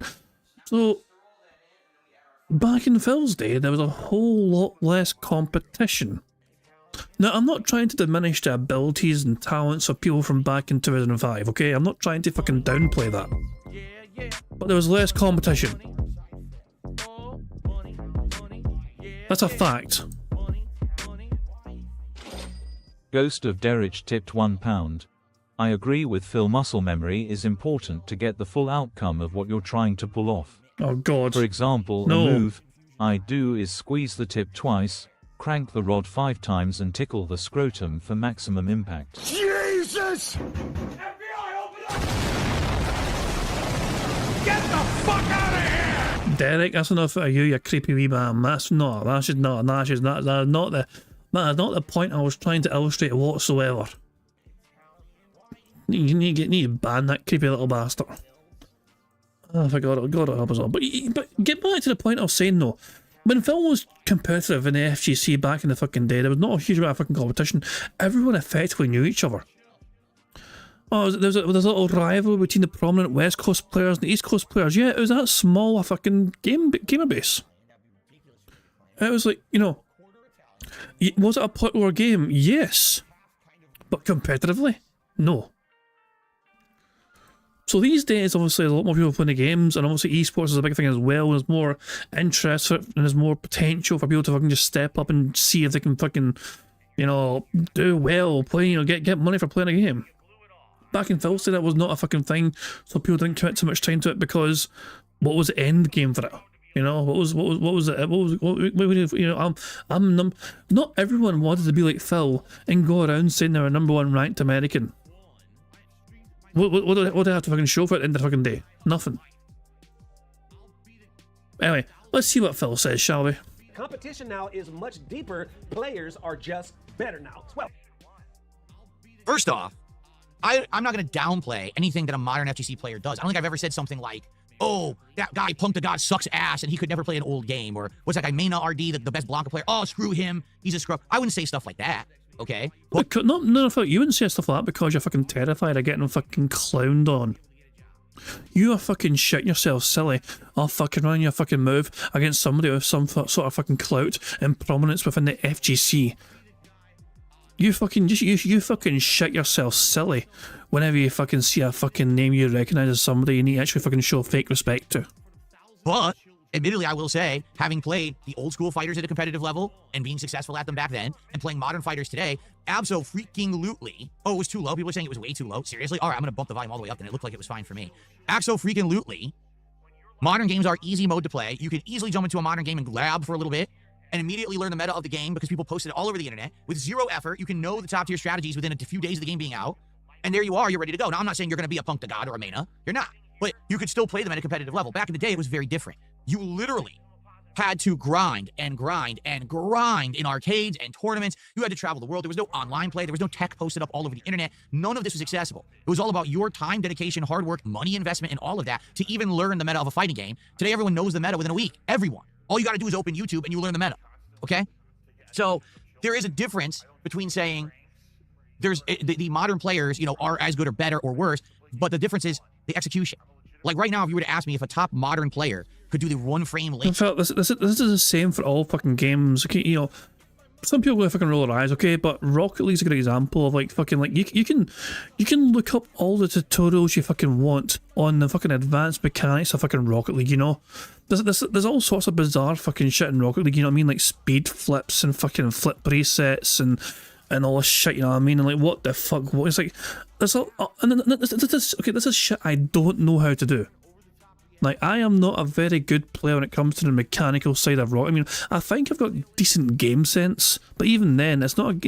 I'm not very good at Rocket League. I'm okay at it. I'm okay. I can pass. I could beat you guys probably anyway. I could crush Profit and fucking 6 of his pals probably because I fucking know how to hit a fucking ball. That's about it. And just because it's all sorts of fucking tutorials on how to fucking do certain things, knowing it is one thing, executing it is a different thing altogether, especially in a fucking competitive fucking match. And I imagine it's the same sort of fucking thing when it comes to these fighting games, Just because there's fucking tutorials on how to do certain things doesn't mean you're gonna fucking master that shit in like fucking 10 seconds. It often takes fucking multiple, like dozens and hundreds of hours to try and make, master certain mechanics, It's just crazy. But I can only speak from also my experience. I don't play fighting games. But obviously, to me anyway, using Rocket League is a great example because there's all sorts of fucking crazy shit in that game which, like people can fucking do all sorts of insane, multiple flip resets. Like it's like how the fuck I can't even do one, and there's people that are fucking pulling off like multiple ones, and all that shit, and doing the most insane crap. It's like just because you fucking, just because there's tutorials on how to do certain things. Knowing it is one thing, doing it is another. Completely different kettle of fish. Like we all know how to, most of us know how to fucking make mashed potato, don't we? It's very simple random shit. Mashed potatoes, very simple fucking way to make them. You just fucking boil a bunch of fucking potatoes, you know what I mean? You wait for them to soften up, and then you fucking mash them together, add some butter in there, maybe a bit of milk, a bit of salt. There you go, mashed potatoes. Could we make mashed potatoes at the same fucking level as the top chefs in the world? Like there's some like bastard and French chef who apparently has his signature dish is like the best mashed potato in the world. You know what I'm saying? Just because we know how to make mashed potatoes doesn't mean we're going to fucking make them the same quality as that bastard Michelin star chef. And we're using the same ingredients, same potatoes, same butter, same. It's like. But that's what I'm saying, like, they got the experience on their side, they perfected it. But with fucking a lot of effort and time. Things and crazy execution needed to play fighting games from back in the day? The answer is probably no. But does that mean that they're bad at fighting games? No. They're good at the modern fighting games, which is more of a mind game kind of a deal than it is execution. So there is a difference there. Now, would you say, well, do they suck? Are they scrubs? I mean, no, they've learned the meta of what the modern game is, okay? I would argue, in that statement, the reason that the fighting game boomers are always criticizing modern fighting games is not because they're too easy to play and any scrub can jump in. The problem is they're not fun, okay? They're just not fun to play. If you played fighting games back in the day and you had to grind to learn tech, you had to have, practice over and over ad nauseum to learn these tough, difficult frame links and inputs and special moves, that was a level of experience that you felt accomplished. Man, I played the shit out of that game, but now I can play it at top level, and no one else can just jump on this cabinet and play it like I can because they haven't put in the time investment and the money or whatever it is. Today, literally anyone could buy Street Fighter 6 lab for 12 hours by watching YouTube videos and have the same execution as you. That's frustrating, is it not? I can understand why someone in the FGC who was back in the day playing these games competitively and now they're playing the modern ones like, what is this easy mode shit? I get that. But the thing is the difference of enjoyment. Someone who never had that enjoyment experience of sitting there at a cabinet playing, practicing, and mastering the hard stuff to do, and then executing it and getting that feeling of, wow, validation, and it's worth it. It's kind of like today when you played a Soulsborne game, right? Why is it that people like them so much? Well, you get your ass handed to you a million times, but then when you finally beat that difficult boss or get past that crazy part of a dungeon you couldn't beat, you feel this feeling of self-worth and accomplishment because you beat a tough challenge. Today, there is no tough challenge to overcome playing a modern fighting game. And so something is lost. And that's why I think a lot of the people from back in the day playing the older games are saying there's no feeling of fun or satisfaction playing a modern fighting game anymore. You took that away from us when you dumbed it down for the masses. I think that's where the disconnect is. The more modern generation seems to think that the old generation doesn't like modern fighters because, oh, everyone can just play it at a high level. No, it's because you took out the challenge factor of the grind, of the frame links, the timing. That level of execution is gone, and that was what was fun. Seriously, back in the day, when you watched a tournament, and you saw someone pulling off something completely unique and challenging and different, you were blown away and you could watch a match and be like, oh, I know that's Sanford Kelly playing. Because I know that's how he plays, because he does unique stuff that only he can do because of his level of expertise, right? Today you watch a Street Fighter 6 tournament and you see someone playing Cammy or Bison and you have absolutely no idea who's playing until you look at the names on the screen to tell you, because everyone plays exactly the same because the game's too easy to learn and the meta is the same for everybody. When you take that level of challenge out, the physical challenge and the timing and all that out, now everyone becomes samey, the game becomes too commonplace and boring. It's not fun to play nor to watch unless you're ignorant. So Phil, the sole reason why way back in the fucking day you recognise particular fucking players in the way they fucking play I'm going back to the same point I was making before. One of those factors is simply down to the number of people that were playing the fucking game back then compared to these days. When everyone knows each other in the FGC back in the fucking mid-2000s, then naturally you're going to fucking recognise certain fucking habits and mannerisms and playstyle because it's such a fucking small, limited player base anyway. And spoiler alert, that shit happens today. In esport games today, at the very top fucking level. Oh my dog, what's up? At the very top level in esport games today, the fucking top players will recognise other top players based on how they fucking play the fucking game. Whether it's fucking Street Fighter or Rocket League or anything, I mean, the top players' game recognises game. That's as simple as that. Thank you very much to Warren for the 499 super chat, who says he is full of it. This is all his limited opinion. Definitely. Absolutely, without a shadow of a doubt. This is Phil's attempt to try and... I mean, his audience don't even care. This is his own fucking way of coping. If Phil had so much fucking fun playing the older fighting games, then why is it so fucking miserable every fucking Friday night playing the fucking old fighting games? Capcom versus like SNK. Of the fact that the execution was supposed to be part of the challenge and fun to begin with, because you never had that level of challenge in your games. You've only played easy mode, baby mode games. There you go. Starting off right here, Flash Metroid has something to say. Can you guys hear the video? If not, I'll pump up the volume. It is max, so that means I would have to actually go and make the volume much louder in my capture setup. I guess people are saying it's way low. All right, let me bump it up. By the way, out of curiosity, guys, is my volume improved when it comes to the microphone? Like, OBS seems to be recognising that the microphone is actually louder than it was before. So I assume my own mic levels have they improved from earlier on, when the stream started, before things went tits up. If so, then cool. Fantastic. It's still too low? All right. I'm going to bump it up by, say, 10 decibels. Holy crap. Now let's see if you guys can hear. You see right here saying, this idea that players are better today is hilarious and definitely false. I see FTC reacting, if I could talk Damascus right here, saying, in my opinion, players are better is wrong. There is more high-level players than before is the correct statement. Okay. That's interesting. It's not that the players are better, it's that there's more players who play at a high level, but it doesn't mean that... Far more. Far more. So, it's not just slightly more. It's like you're talking about fucking tens of thousands, hundreds of thousands more. If not millions, possibly. They were better than the previous. Huh. Flash responds to that saying, I'm not sure if that's even correct. Are there a lot of new high-level players? I guess it would depend on what level you call high level. Yes. There is almost no one right now placing or winning modern fighting game tournaments who was a high-level player from back in the day. The players from back in the day are all done or retired. They're not playing anymore. This is a whole new generation. So I don't know what Flash is saying there. He's completely wrong. But for the record, it's funny. A lot of people are criticizing Flash Metroid for getting involved in this discussion because Flash Metroid was someone who did play fighting games back in the day, but was a youngster, all right? Or on my day when I was, in my 20s and I was competing and getting good. He was an up-and-comer, all right? During the era of Street Fighter 4, he actually became good. So he would be considered a 09er and not an OG. He's not even one of the older people that are really being discussed in this, but he interjects himself into it. So this comes across as just petty fucking jealousy. Phil's like, why wasn't I asked? I'm an OG. You could have asked me.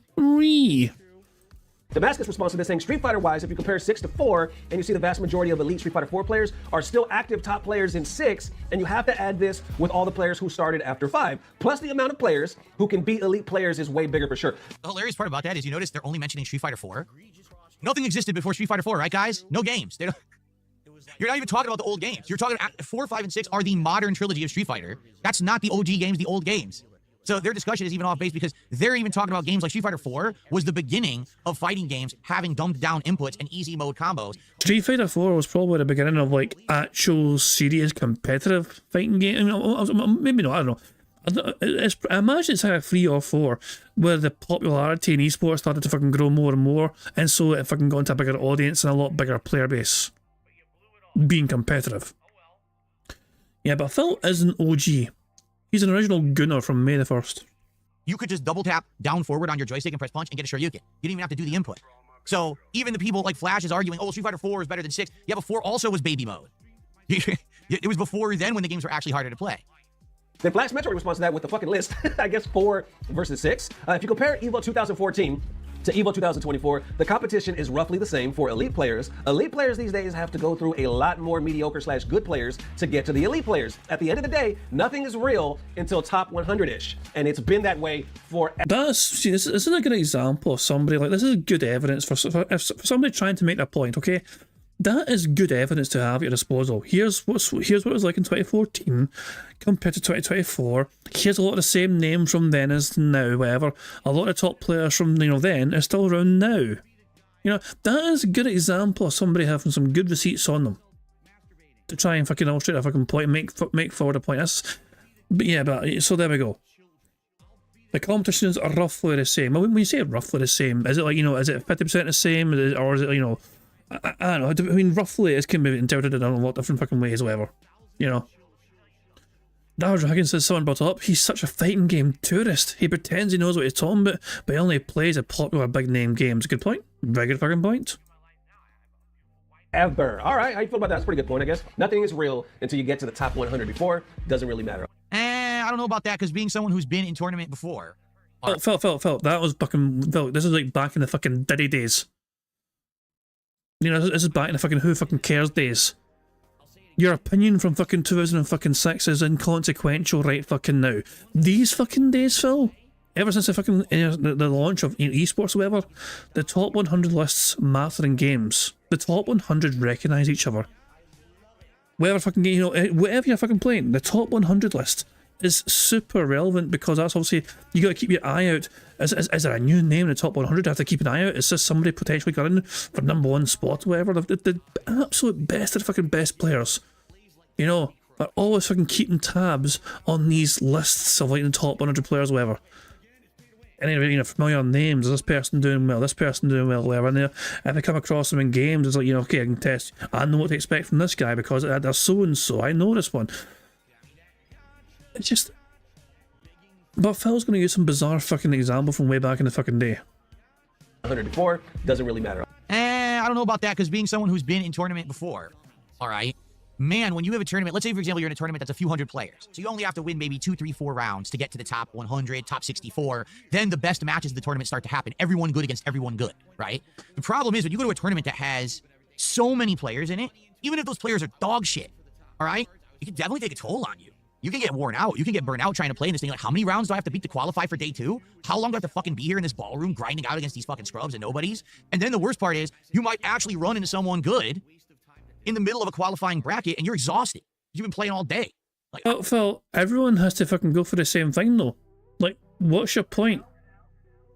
This is what competitive fucking gaming is, Phil. Your complaint is that people have to play each other competitively. And they have to fucking maintain their fucking concentration levels at all times and fucking manage that accordingly. I gotta play now against someone actually good? So, I don't know. Like, I feel like the bigger the tournament gets, the more grueling it is. And there is something to say for these people who are playing in these ginormous 7,000 people tournaments, and they're grinding it on getting to the end, that you gotta get a level of respect there. At least the stamina level has gotta be superb compared to back in the day. When you were, you know, even EVO back in the day was like 500 players. Now it's like 7,000, so it's like a different thing. Others are like, what the fuck is everybody doing during Street Fighter 4 days? Or they are called 09ers. Last Metroid's like, if everybody is new in Street Fighter 4, who the fuck played 2 and 3? What about the other games? That's crazy, because I remember when I came into the FGC, I first learned about the FGC, it was around 09, shortly after, right? Officially, when I started. So he's an 09er. He's not there from back in the day, all right. Who content, cares? It was around 2015. But I remember, at that time, to say you were 09er, you were looked at as a joke. You were looked at like a newbie, a rookie. You were fucking green. You were like, oh, he's I love how Phil proved that by fucking condescendingly fucking referring to him as 09ers. You're not an OG like me. Phil, what sort of respect do you fucking carry for anything when it comes to fucking FGC related? Nothing. You have absolutely fucking nothing. Like, you are not famous or known for anything to do with fighting games. Button Check is known for a fighting game content. Justin Wong, known for a fighting game content. Maximilian Dude, known for a fighting game content. Phil Burnell, DSP Gaming, known for a fucking stroking his wee willy winky on stream accidentally. The guy, it's the guy. 09er, this fucking guy, who's listening to this guy? It was literally an insult. Now, obviously, you say 09er, people are like, oh shit, you a OG. You a real one, you've been here forever. But nah, I remember the day when you were looked at like a damn joke. Anyway, continuing on right here, I see Speedkick saying, I think we could say for sure there are more players who are competitive threats to elite players that just let people have different opinions on why, LOL. Flash Metroid adds saying the competition right now is not hard. Oh my God, here we go. He's getting deeper right here. He said, the competition right now is not hard. 90% of the new entrants are not good. Players these days have zero consistency or fundamentals. And the word percent was said, but it wasn't until it said it. Phil has to say the word percent. They enter 50 tournaments a week and perform in 2, and then they think they're clean. The best players right now are now old. The best players right now are all old. I don't know why Flash is so salty about like new players. Like, some of what he's saying is true. Yes, new players who are younger, they're seeing what it is they see internet content creation, right? And they see these players who are the top players who are they're wearing the jerseys and they're part of these teams and they're traveling the world and they say, oh, that's what I want to be. I want to aspire to be like that. Back in the day, none of that existed. Back in the day, you would look at the top players like Justin Wong or Sanford Kelly and the like, and you'd be like, well, they're good, but like, what are they rich? Are they famous? No, they're just in FGC. They are, but there's really nothing to be said. They don't have any internet presence or anything. It's just within this very small community. Correct? Now it's like now there's something to aspire to. So when you see that, of course you're going to get way more new players, and of course most of those new players are not going to be great, but they're going to be grinding and trying. And yeah, a lot of these kids are going to have the freedom to go to tournaments and stuff, but older people can't. Older people have jobs and lives and families. They can't be traveling grinding constantly. The younger people can. That's how it was for me too back in the day, where I was able to go to way more tournaments when I was in my 20s. I got older, I didn't want to do it anymore. I had to other more important shit to do. Now are they entering 50 tournaments a week? No. Are they performing in 2 a week and thinking they're clean? Probably. Because to the modern FGC, again, when everything is easy mode execution, the only thing left is that kind of mind gameplay. Did I execute properly, get them to the corner, 50-50 guess and win? And did I do that consistently? Oh, I'm good. Well, actually, you're probably not. But at the same time, that's the modern game. Like, that's the meta of the game. If you tried to play someone in an older fighting game that had way more to it than this easy, simple meta, you'd probably get your ass handed to you. You wouldn't even be able to play. You'd probably go home crying to your mommy. But that doesn't mean that you're bad at the games that are modern. I mean, that's the thing. Like, I think some people are just very salty that modern fighting games are different. I'm one of them. Why? Because I played better games. And I wish that modern fighting games were as good as the old ones. But as we get older, I think we realize there's not much you can really do about that. They're going in this direction where they just want them all accessible to the masses to make mass money. They don't really care about the quality of the games they put out. They care about how much they can sell, right? Just like anything. Why do you think movies get worse over time? TV shows get worse over time. Music sounds like diarrhea in your ear. Because you get older, you realize the stuff before was better. But now you're getting older, you don't like the modern stuff. That's what happens. It doesn't mean that the modern players are bad. It just means they're good at something that's different, and some people are just afraid of that, I get that because I'm part of that. I like the old school fighters. I wish there was another game that played like CVS 2 or Third Strike or Super Turbo, and there's not. There's no modern fighting games that play like old games. Instead, it's all based on get one hit and get a giant combo for flashiness so everyone can go, ooh, ah, or something. The funny thing is that Phil's expecting Button Check to fucking watch all this and react to or something. Phil's issue is the same as it always fucking been, okay? He cannot condense the point he's trying to fucking make into digestible content. He's got to fucking bloviate like fucking crazy, like some sort of fucking politician. Like I said, he's not that important. Some simple meta that could be figured out in a day, and then the whole game's busted. But, things aren't going to go back to the way they were unless there's demand for it. Will there ever be demand for old fighting games? No. Why? Because the modern ones are best sellers. If Street Fighter 6 tanked and didn't sell, then maybe things will go back to the way they were. But when you reward something, it will continue. If Street Fighter 6 is a great seller, they're not going to change it to go back to the old ways. Imagine democracy fucking being rewarded by fucking, consumer demand and democracy. Phil's actually fucking sitting there saying it's a democracy manifest. Fuck off. Well, no shit, Phil. If something's popular and well enjoyed, then it's going to keep getting attention and support. So there's nothing that can really be done. Either you choose to perform in the modern era, how the way that things have adapted, or you go away. I went away. I said, bye, I don't like this. I didn't like Street Fighter 4 that much. I hated Street Fighter 5. Street Fighter 6 is decent, but I'm not going to grind away at a game where I don't really enjoy playing it at a competitive level. I think it's kind of boring because it's too samey and repetitive and just not that interesting to me. I'd much rather play Super Turbo or CVS 2, so I'll play those games. Plus, you weren't able to fucking do that much in Street Fighter 6 because you fucking hit a skill ceiling. And you claimed you were just bored and it wasn't fun anymore. Like, you didn't get a single fucking character to the fucking top level in Street Fighter 6. Not for lack of trying, but you just fucking couldn't do it. And I'll let the new gen come in and swoop in and take over, and that's fine. But some people are salty and don't want to release that, I guess, right? They're basically saying it's all the OGs. All the players that were good back then are the same players that are still good now. It's insane to me to try to claim Noah and Punk, who played in Street Fighter 4. I'm still waiting for someone to list these young killers so I can really destroy this ridiculous conversation. Oh, okay. Because he's like, you can't claim Noah or Punk because they were around back then. They were rocking in that game, technically, so they're a part of the group that he's talking about. He's like, where are these young killers? So I could destroy this conversation. But honestly, when I'm thinking of people that are still top 8s, top 32, or, taking home trophies, they're all the OGs. They're all the people that I fucking remember from when we was playing in the Street Fighter 4 days. And down here, we'll wrap it up. He said, bloated with horrible players. The only difference between playing back then and playing now is that now I face more bumps before I get to the hard matches, and the bumps now are way more random because they are now entering 3 or more events tomorrow. Is he just complaining about the sheer number of players entering a tournament? Was that not? See, this is hilarious to me. Seriously, this is hilarious to me because back in the day, all right, the complaint was you would go to a tournament and you would enter, let's say it's a $5, $10 entry fee to get into the tournament, right? So you pay your $10 entry fee to enter, I don't know, Marvel vs. Capcom 2. The tournament has like 100, 200 players. Let's say it's a local, right? So 100, 200 players, you win the whole thing. Here's your reward, $70. Yeah, no, seriously, like back in the day, it was awful. There was no prizes, right? The rewards were all, you were playing for the love of the game. You were not playing for a big reward. So everyone always said, man, I hope the FGC one day will make it big. Back then, the big thing was MLG. So MLG was into Halo and stuff like that. And everyone was like, man, if only Street Fighter could go to MLG levels and could have a whole circuit based in there and could have teams of sponsorships, and then it would actually be profitable to play at a high level. We want to be there. We want to grow to that level. So now the FGC's at that level. You got Capcom Pro Tour, you got, other circuits, you got all these teams signing people, paying them to play and stuff. And now the complaint is, oh, there's too many bums. There's too many scrubs. Man, I go to a tournament, I gotta beat like 17 scrubs before I get to a good match. Well, isn't that what you wanted? That was the complaint. That you were wasting all this time and money traveling and playing in tournaments, and it wasn't profitable. You were actually losing money. You could actually be a top player back in the day, and all you did was lose money. You couldn't make money being a pro. There was no pro Street Fighter player back in the day. Now there's pros, and the complaint is there's too many bums. I want more bums. Bring in the bums. Bring me lines of bums to pad these pots and make it profitable for corporations to invest in them so there's money to be had. Or else you're spinning your wheels for the love of the game, but you're never gonna make any money doing it. I'd be happy that there's more people. Seriously. I don't get his argument here. We've heard this this debate to death quite a few times, right? As far as like the old versus the news. I think Mena has brought it up quite a few times as well. I want to say Mena considers himself a part of the new group. I don't know when he officially started, but the way he kind of talks about it, he says like, it's hilarious. They're all new group to me because none of these people obviously were around back in the day. These are people who all started at the very earliest in Street Fighter 4. The competition-wise, he believes it's harder nowadays. I could be getting that wrong, but I think that's usually what his point of view is. And then you go into debate. Like Speed Kicks and other, just let people know, okay, there's more, like there's more numbers, but let people argue what elite actually means. What does that actually mean to you? Just leave it up to opinion because that's where it's gonna fall at the end of the day. But Flash is taking it from the point of view is like, okay, there's just more bums. It's like, I have to face way more fucking random bums before I can get to the real shit. Because yes, there are more numbers, but that doesn't mean it's harder. You know what it reminds me of? You know what it reminds me of? It reminds me of that scene from fucking 300. Remember when Gerard Butler, he took his men and they was off, took them soldiers and they were off to go do some battle, and then they linked up with another group that had more than them.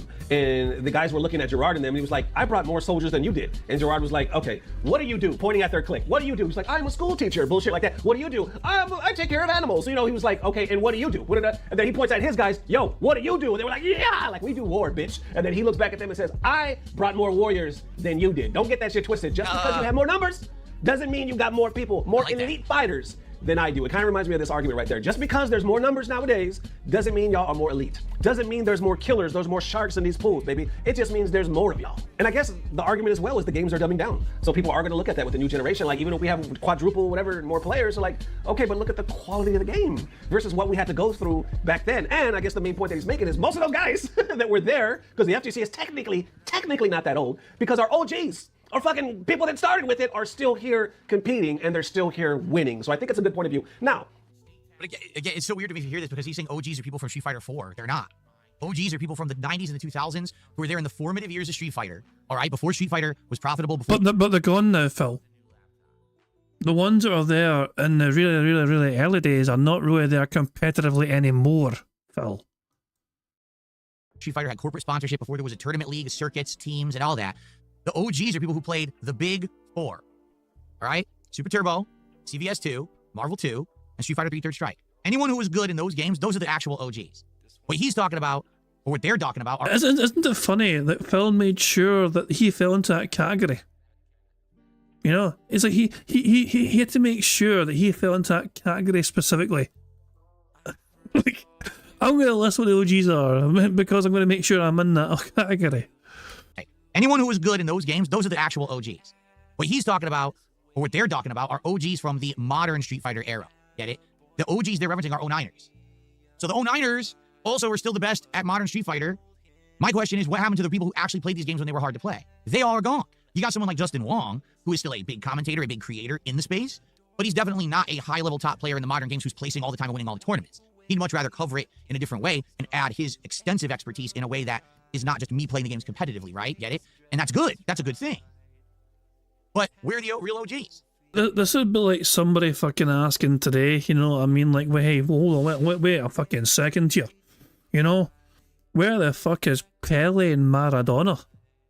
I'm looking at the fucking football today. I'm looking at fucking these superstars today playing the fucking soccer ball. And I'm struggling to, where the fuck did Pele go? You know? Where's Maradona? Where's fucking Eusebio and all these other fucking wonder players from, you know... It's like, that was years ago. Those guys were incredible, fucking, you know, decades ago. But, you know, they got old, you know. They got old as fuck. Yeah, where's Michael Jordan? Yeah, so never mind all this LeBron pish and Steph Curry. Where's fucking Michael Jordan? Where's fucking Wilt Chamberlain? You know? How come we're not seeing these guys? These guys were fucking, you know, killing it back in the day. Don't mention Kobe. It'll remind Phil of that fucking broken save file. There's very few of them that are left. You know, you can argue Daigo still plays, Tokido still plays. There's a few. But most of the people from back in the day who were the big players are long gone. They're not playing the modern games. Why? Well, I'm sure there's various different answers. My answer is I know for a fact there's a large group of them who just don't want to play them because they're not fun to play for us. We grew up at a time where fighting games were hard to execute, hard to learn the frame timings, hard to do the combos. Everything was difficult. Lots of practice, lots of, you know, necessary experience. Not the metas on the internet within a week. You can lab it out for a day, and now you know everything. Go have at it, kid, and pat him on the back. Back then, it was months to years of arduous grinding, time investment, money, travel, just to learn. There was nothing even on the internet to teach you the games. So it was very different. You know, today, I guess ever since the 09ers, right? Since YouTube and streaming, it's a lot different. And so they're having their own arguments among their own community about what's OG versus newcomers, when the actual OGs are sitting back like, what the hell are you talking about? None of you could even play the old games at all. Good luck doing the frames, you know, the one frame links and shit from back in the day. Good luck full parrying something in Street Fighter 3. Good luck executing these crazy fly, refly combos. You know, you couldn't do any of that. Is it the end all be all? Who's to say? Because I guess a lot of it's going to be opinion. But I will say, Flash does make a hell of a point. How y'all feeling? Let me know. All right, and that's the debate. But the one thing that I'll say, the funny part about that is it's Flash Metroid who's saying all this. And Flash Metroid is essentially an 09er, meaning he was there back in the day playing the classics, but he wasn't that great. He was okay. He didn't like come out into his own until the Street Fighter 4 era where he started playing competitively and doing really good. So even for him to act like, oh, the OGs, you're not even an OG. You know, you're really not. This whole debate is weird to me because I'm from a different era. Or I am. And to me, none of these modern fighting games are hard to play. That's the problem. Like, take a look at a game like City of the Wolves that just came out, okay? I played the first wave of the beta, all right?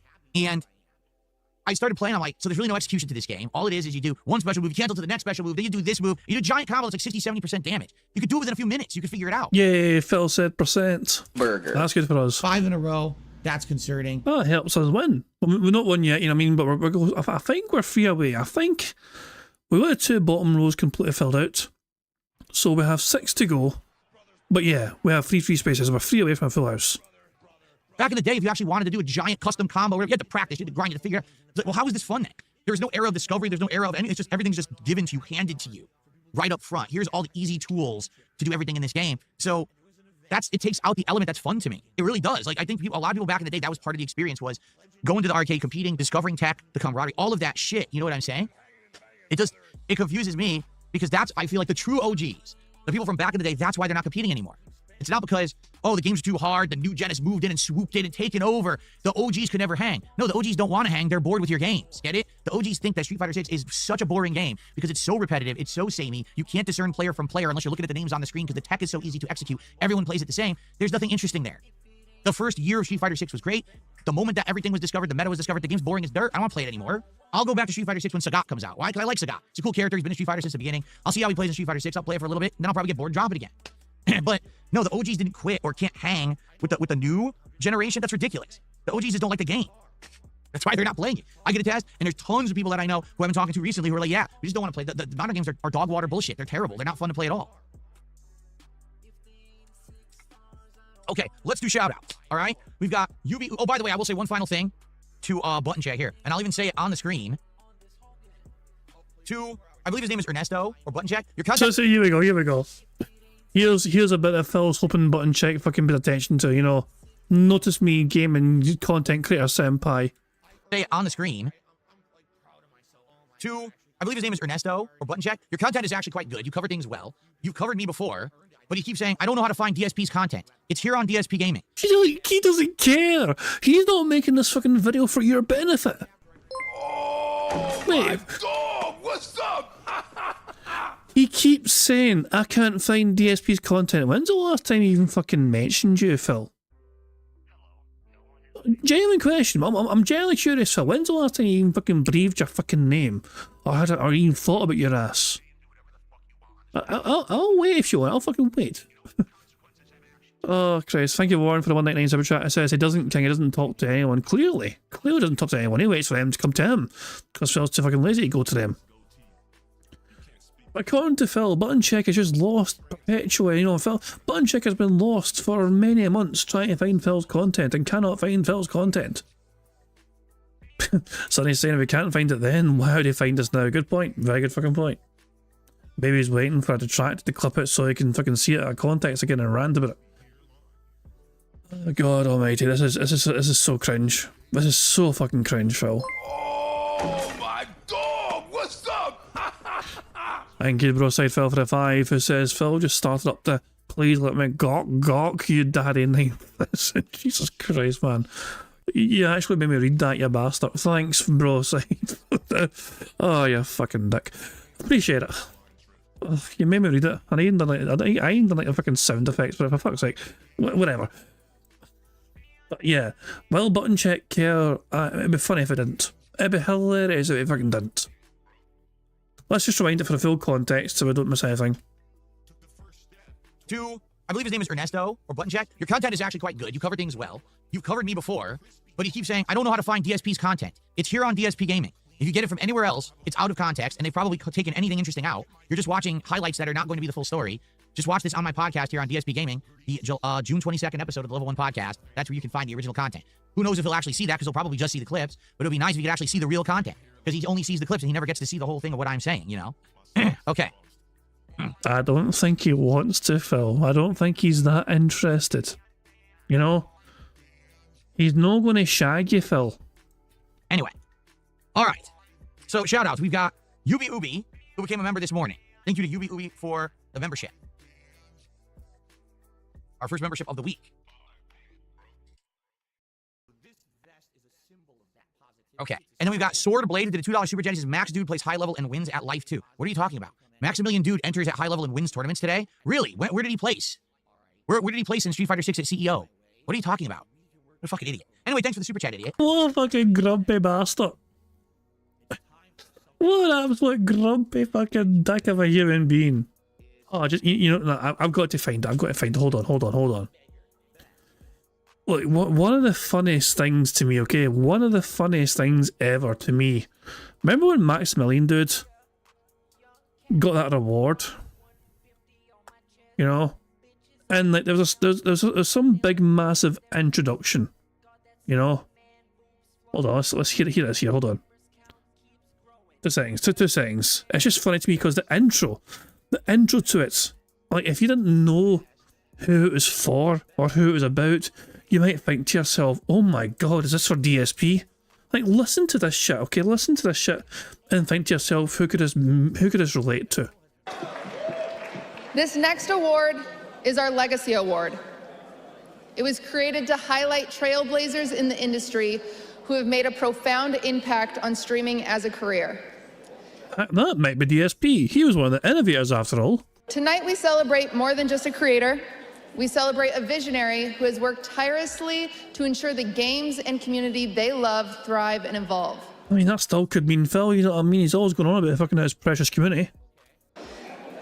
They have become a beacon of inspiration, showing us the power of passion and importance of community and impact one individual can have on the world of gaming. I mean, sure, I don't know, but that sounds a lot like DSP to me as the guy.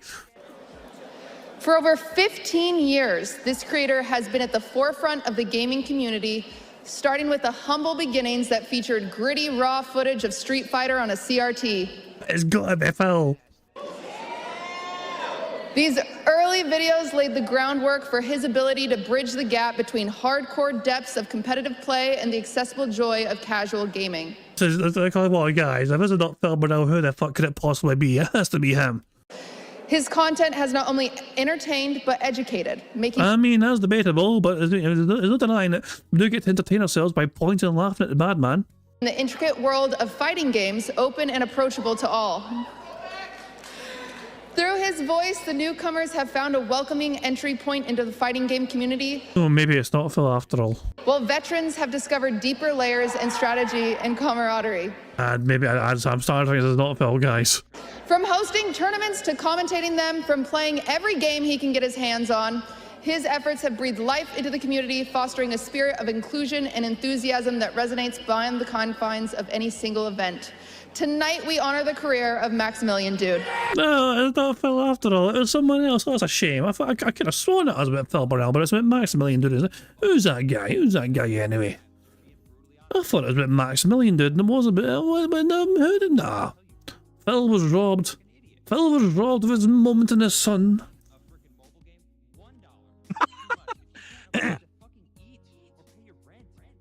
Oh, let's see here.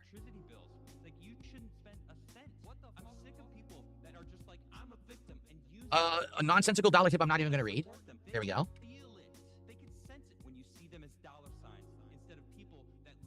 Okay, so someone tipped $2 and has a big question. Let's see what they have to say. A question I'd actually like your insight on. Do you not think it's hypocritical that in the past, when it comes to other competitive multiplayer games like FPS, sports games, racing games, Smash Brothers, you said on record they should be more accessible and casualized so casual players like you can understand them? Like me. I never said like me. I don't know what you're talking Yes, you have, Phil. Yes, you have. Multiple fucking times. about. And play them because you kept losing the hardcore players. This may have been older DSP saying it instead in the moment during matches. You've been on record saying essentially the opposite to what you're saying now, unless your opinion changed, because it seems like the rules for one but not the other in terms of competitive online and accessibility ease when it comes to you. I honestly have no idea what you're talking about. If you could reference direct moments, maybe there were things that I said in the Phil, the person is quite fucking clear. You have one take on Street Fighter because that's your fucking the one claim to fame you got as a fucking game itself, but your opinion on other games that are quite competitive is very different. I'm actually shocked that Phil read this message out, because it does highlight perfectly Phil's sheer hypocrisy when it comes to these sort of games. ease when it comes to you. I honestly have no idea what you're talking about. If you could reference direct moments, maybe there were things that I said in the heat, or it was me doing the character if I'm playing an online game and I'm just complaining nonstop, which I don't. Character, oh yeah. At times when Phil was bitching and whining and moaning about the fucking game being shit, that's a character apparently. That's not real Phil. No. The times that Phil wished death on the game developers, that wasn't real Phil. That was a character. A million times in my 17, 18 years as a creator, because that's the shtick. Overall, if there is an execution challenge to a competitive game, it makes sense. If every game was super easy to play on the surface level, right, then everyone would be able to jump in, the market would be flooded, and the competitive nature of the game would be dumbed down. I think every game actually sees this happening. Did you know that right now in League of Legends this is happening? Apparently in League of Legends there's this big debate where they're going to change the way the game can be controlled. And I think what they're saying, I mean, I could be completely wrong here, but I think they're saying that the whole AWSD button on the keyboard could now be a way to control the game, and they don't like that. They don't want it to be like that. They always wanted it to be like micromanaged with the mouse, but now you can do it just with the keyboard, AWSD. And they're like, what if they start actually releasing characters that are based just on playing with keyboard rather than the mouse, and this could change the whole game, and they don't like that? So it's kind of the debate, the same thing in the FGC of they've dumbed down the controls, all the combos and everything are too easy. There's no motion inputs. It's kind of the same argument. So, but I don't know what you're talking about. You know, you can't say something very generalized like that. I don't know. I have no idea what you're referencing. So I can't. Well, it wasn't generalized. They fucking quoted several examples. You played multiple fucking competitive games back in the fucking day. We got fucking arguments all fucking being in this game should be easier, so people like me can fucking have an easier time getting to grips with the fucking game. Because you've been pissed off and upset that fucking, you know, the people in this game are better at the game than me. Why? Hell, you ruled out playing a fucking racing game, Phil. You have a brand new steering wheel, and you're asking your audience what kind of games can I play with a brand new steering wheel.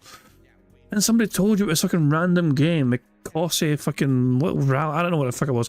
But and then you learned afterwards, oh, it's a multiplayer game.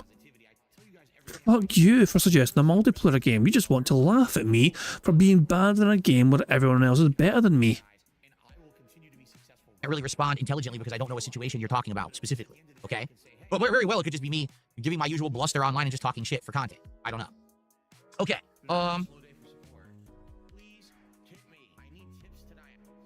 someone did the box says the stuff before wasn't necessarily better. You have to realize things change. You shouldn't be salty because things change. New generations love it the same way you love things as a kid. You're right. You're absolutely right. It's not that it's maybe better, but it could just be that a different generation enjoys something different. Personally, I enjoy fighting games when there's a challenge to overcome. That's not just, oh, I was able to grind out something in training mode for an hour or two, and now I can do a 90% combo and just... Oh my god, that's super chat from Swordblade. Why you call GL paint amongst developers? Jesus Christ, man, that's gonna leaned. Do it ad nauseum, and the game's just a boring guessing game. To me, that's not fun. Like me playing an old school fighter that undoubtedly has less to the game engine. Like let's take a look at CVS2, which I've been playing. CVS2 has 6 grooves. Each groove has complex things to it, okay? But arguably, Street Fighter 6 has a lot more to it. It has parries and perfect parries and drive rushing and drive impact and giant combos and throw loops and all this. I would say it's more to the game mechanics of Street Fighter 6, but they're just easier to do. CVS2 has much harder to execute game mechanics, but less of them. I would much rather play CVS2. I would much rather play a game that's harder to play, but simpler to enjoy, than a game that's super overly complex, but simpleton to input. But that's me, because that's the era I grew up in. The kids today playing Street Fighter 6 never played games that were hard to play. So they don't even understand the reference. They probably wouldn't even know what that means. If you sat them down in front of Super Turbo or Marvel 2 or CVS 2, they'd be like, what's this? And they'd be trying to do I can't even do a combo. Yeah, you're right. You're right. It's completely different. It's a whole different situation. I think it's... I mean, this would be like me fucking, like, you know, I grew up, so... So any wrestling game fanboys in the chat, who all remembers, if you're old enough to fucking play the game, before fucking SmackDown versus Raw and Here Comes the Pain and all that shit and all, you know, who all played Warzone and fucking Attitude? So there was like 2 PlayStation games. At least I played them in PlayStation anyway. WWF Warzone, you know, and then WWF Attitude. The fucking convoluted fucking buttons you had to fucking press for that to, you know, execute moves was ridiculous. You know? No Mercy, that was a different console, wasn't it? I wasn't PlayStation, so I'm only speaking from my own personal experience, of course, playing on PlayStation. Was it even, yeah, was it PlayStation? Yeah, surely it was PlayStation, wasn't it? Yeah, I think it was PlayStation. Fucking Warzone.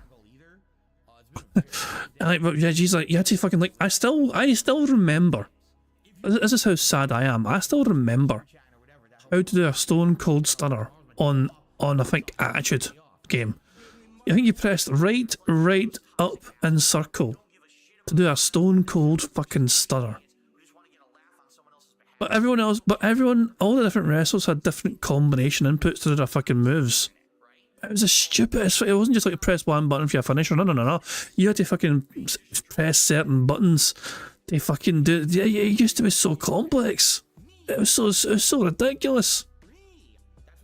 It was unbelievable. Also, these days it's fucking a lot simpler, you know, to play those games, and I think the games are better for it.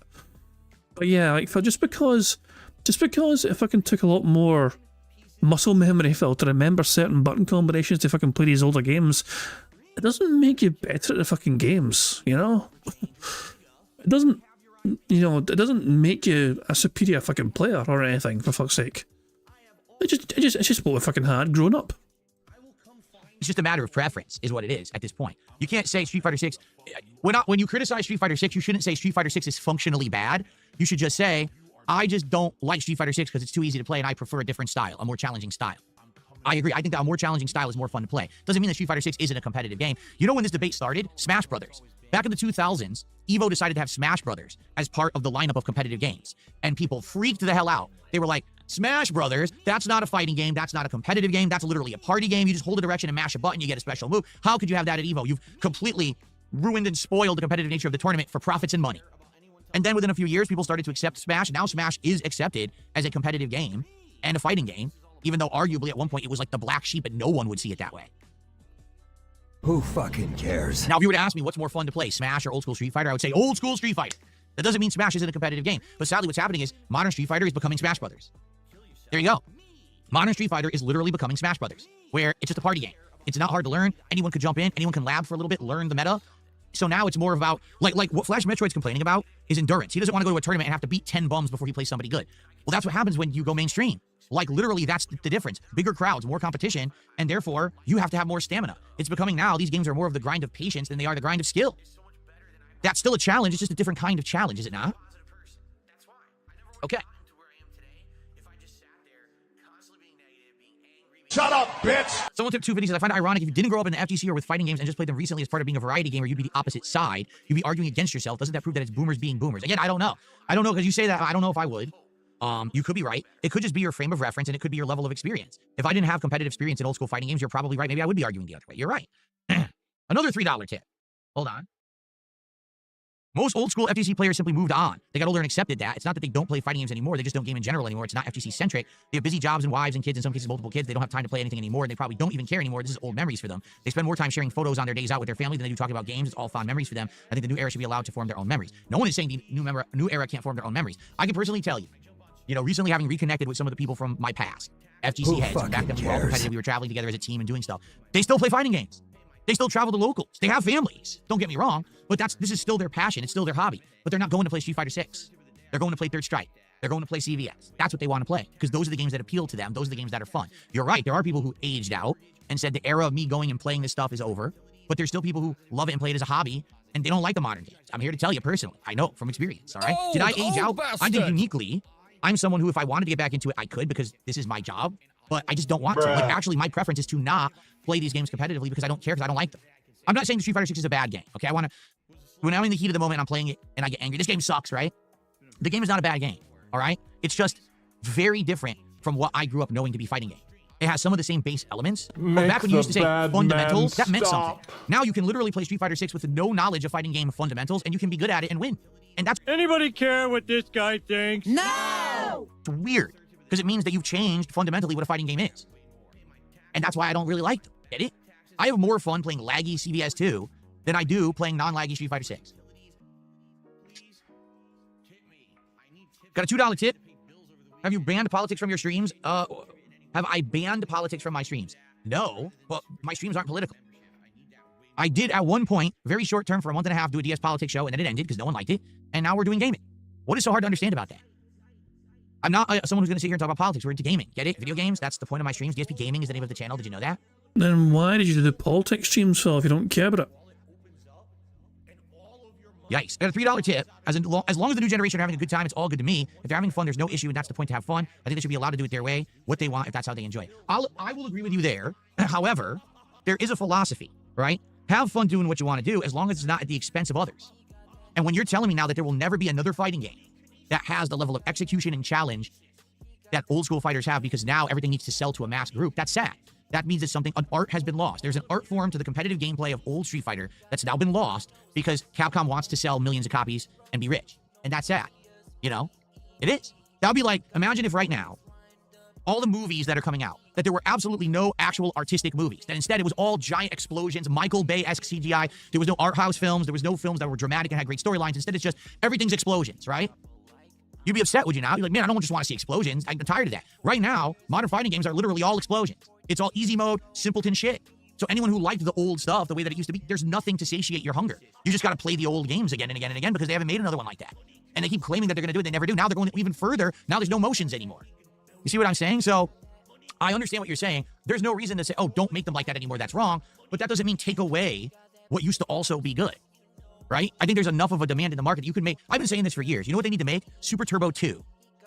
What? Yeah. Shut up. Shut up, Phil. Shut the hell up. They need to remake the one game that you're the best at? Wow, why? Whatever for? Is there a demand for it, apart from you? Make a game that's made for those who want execution, who want footsies and fundamentals. No big flashy bullshit. No giant drive cancel, level 7 supers, custom comp. Super Turbo 2. Basic gameplay, zoning, grappling, the stuff that made fighting games good. Footsies are back, right? But you could still have your Street Fighter 6. Have Street Fighter 6 continue. This is really the problem. Back then, there was a big four. There was Super Turbo, Street Fighter 3, Capcom vs. SNK 1 and 2, and Marvel 2. Now there's Street Fighter 6.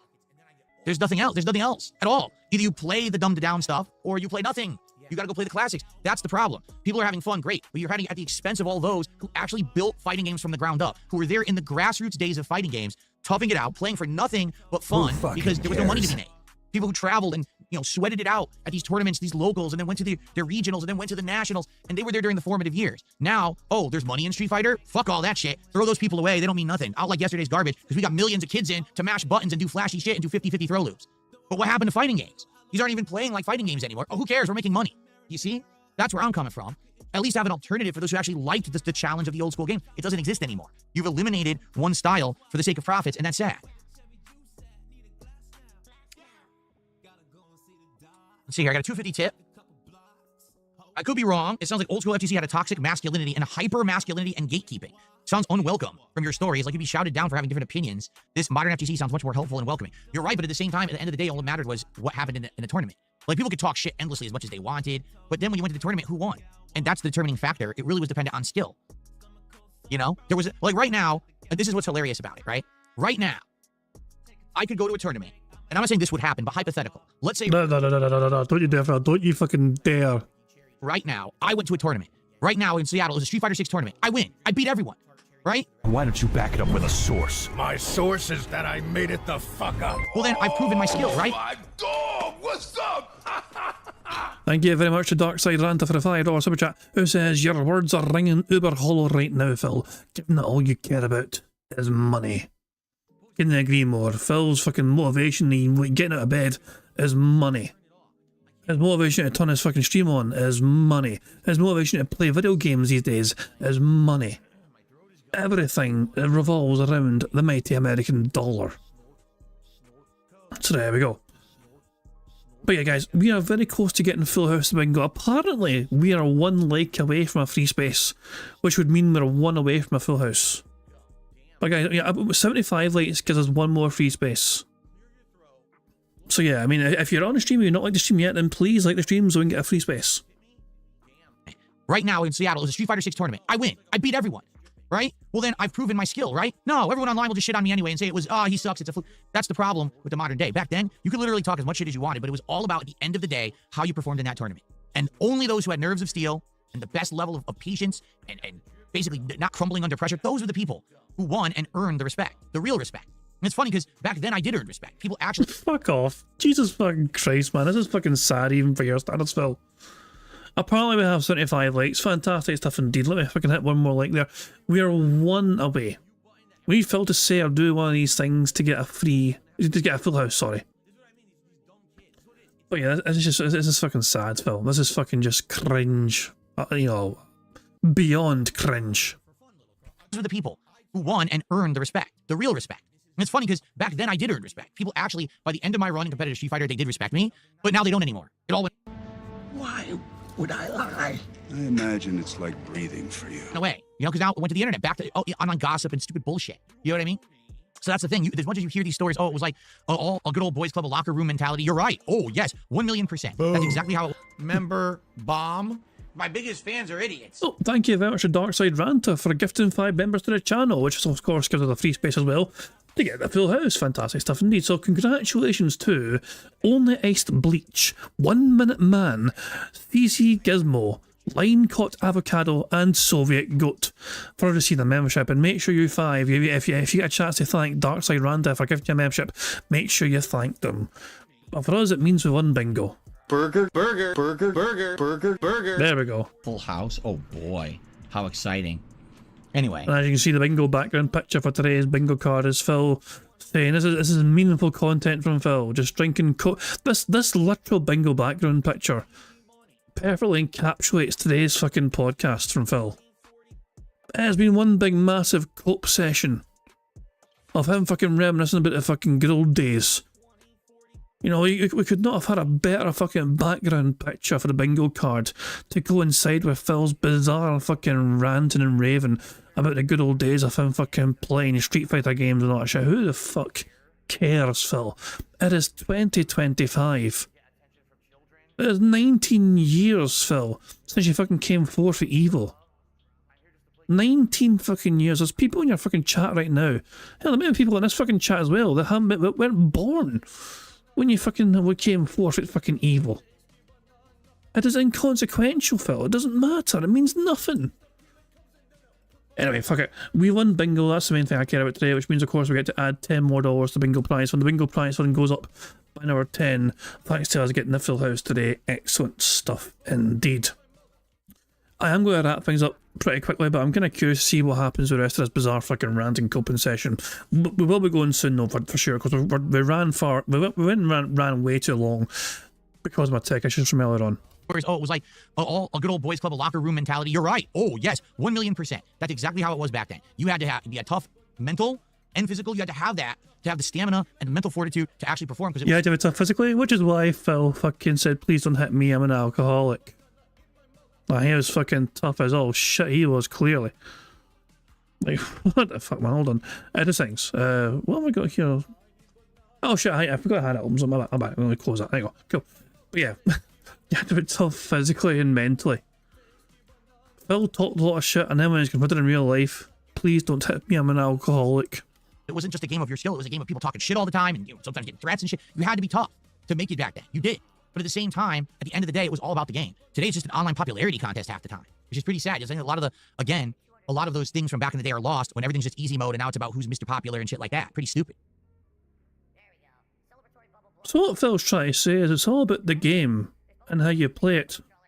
All about control and if you can take it. I'll stop there.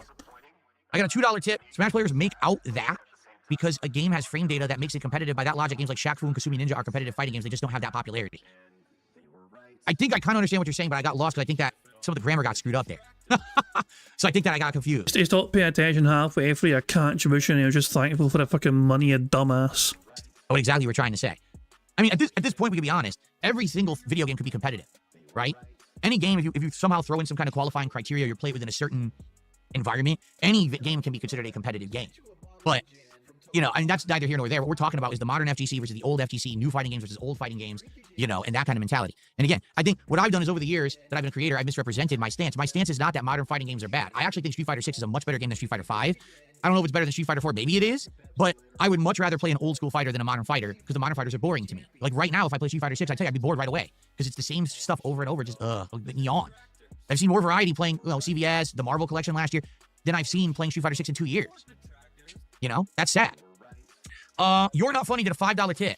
Evolution exists and the new generation is better, like in every sport on the planet. You could play a lot less and have more fun if you accepted that fact instead of doing everything in your own power and time to not give in to me being right about this for whatever reason. Huh? What? Huh? I love how when people fucking come at Phil with some good points, he pretends not to fucking understand what was fucking being said. Like, Phil is so fucking hell-bent on trying to appear fucking right in everything he fucking says every single fucking day, and he can't, you know, just as a way to fucking cope for not being particularly good at certain fucking games. And then Phil's like, huh? What? Thanks for the money, but I have no idea what you said or what you mean. Anyway, and yeah, he just moves the fuck on rather than actually fucking dealing with the fucking thing that was said at him. Listen, the modern generation of players is much better than me at modern fighting games. No shit. I never argued anything's different than that. If anything, what I showed is that for the time that I was actually playing Street Fighter 6 more seriously online, I was like, I want to learn this game, right? I did good. How many characters did I get to master?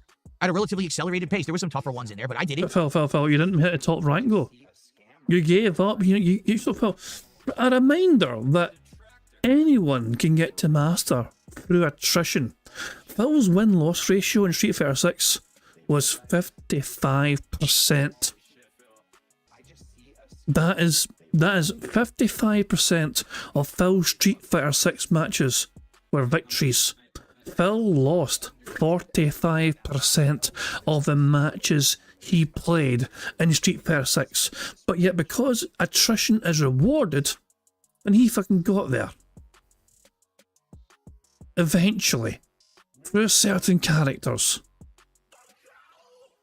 And yeah, Prophet gives the stats. I might actually have a screenshots. Hold on, so let me check Discord. And let me scroll up on my chats with Prophet, you know, from before. Because I might have a screenshot still he sent me. Hold on. Some of the fucking screenshots I've got from Prophet is fucking crazy. Like, hold on. While I'm looking for the screenshots of Street Fighter shit, this is one he sent me before. Yeah. And we also have this one he sent me. That's a good one. Hold on a second, let me just keep scrolling up, see if I can find the stats. Hold on a second. I'm looking. It's been a wee while since he played. Give me a wee second. Jesus Christ, hold on, where is it? I'm scrolling so far up and I'm still trying to find it. Where is it? Where is it, for goodness sake, Prophet? Wait, hold on. It can't be much fucking further to go here. Hold on. Some of the shit he fucking sends me is like fucking bizarre. Oh, for God's sake, what the fuck? Where did this come from? This is cursed. This is absolutely cursed, this one.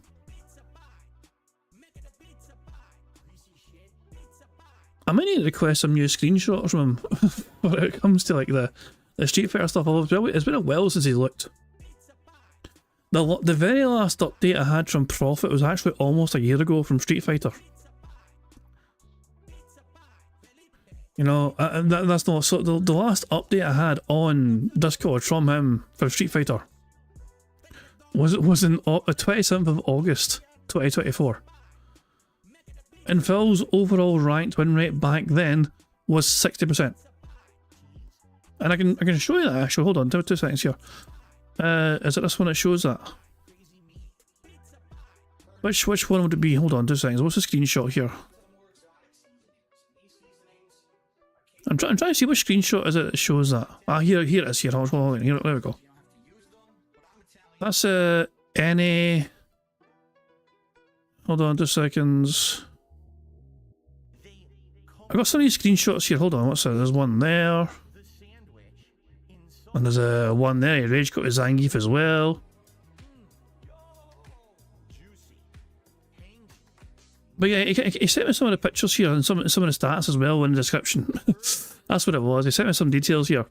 You know, where it's like I'm just kind of reading like some of the stuff here. Like, so, way back in August, he played like 43 matches, he won 27, lost 16, you know?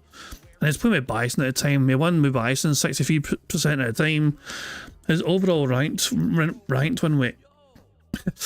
Okay, I get it. So his overall was for this particular console. So hold on, wait, but this was, well, Phil was on PC, I think. This is August. Did Phil have a new PC in August? I can't mind. What was Phil playing on in August? I can't mind. Bison. But what Profit did was combine Phil's Profit combined Phil's online ranked win rate across all 3 consoles, essentially all 3 platforms. So Phil's overall ranked win rate on Xbox, PlayStation, and PC at the time anyway in August last year was 60%. So there you go. That's why it was 60% way back then. Good stuff indeed. So that was that. Okay, so yeah, I think I'm done with Phil. I think I'm done with the bad man. Let's just see if he's got anything else of interest to say. If not, we'll just fucking bail. I had a winning record. I was leveling. I was doing good. I could do it. It just wasn't fun. Like, that grind to do it in a modern game to me is not enough fun to warrant the level of investment. Obviously, there's people who disagree. Maybe people who just like that style more. I don't like that style. I want the challenge of footsies, zoning, you know, execution. Having actually hit someone more than 3 times to win. When in Street Fighter 6, like combo, oh, I won already. The hell? Anyway, thanks for the tip. All right, well, let's see here. Swordblade did a $2 super chat. Why are you called yellow paint among developers? I'm not. We're retarded. Thanks for the tip. Oh, he's no. Oh, Phil, don't call people retarded in your chat because you're known as yellow paint. Every time you say something stupid, I'm just gonna call it like it is. All right? You're a dunce. Thanks for the super chat. Okay. Phil, your gameplay was literally used by game developers as an example of how to make games easier for people. Like, you were literally a tool to be used as an example. You are very good, Phil Burnell, at being an example. Okay. Cyber Elk, how you doing, man? How's it going today?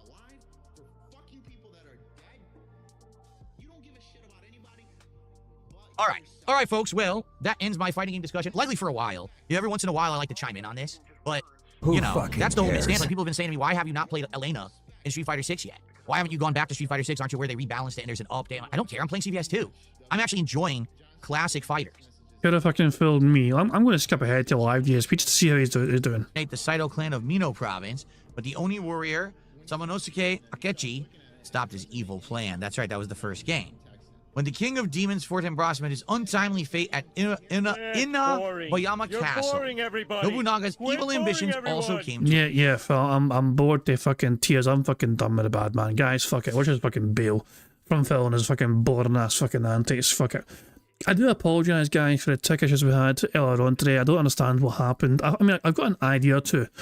I think it had something to do, I mean, long story short, I actually went and messed with my sound settings and virtual audio cables and all that shit. I went and messed about with that before but I think something went wrong with it today.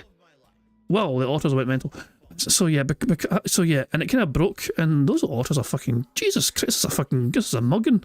This is a tour. Look at this shit, this is gang warfare. Jesus Christ, man, these autos are fucking thugs. You don't want to fuck with autos, man. They'll fucking just, you know, fucking mug you, I guess, in the cutest way possible. Fuck. Anyway. Yeah, anyway, long story short, I just kind of reset my audio microphone settings that I had it before. No virtual cable shit, no trying to reroute things, going for it.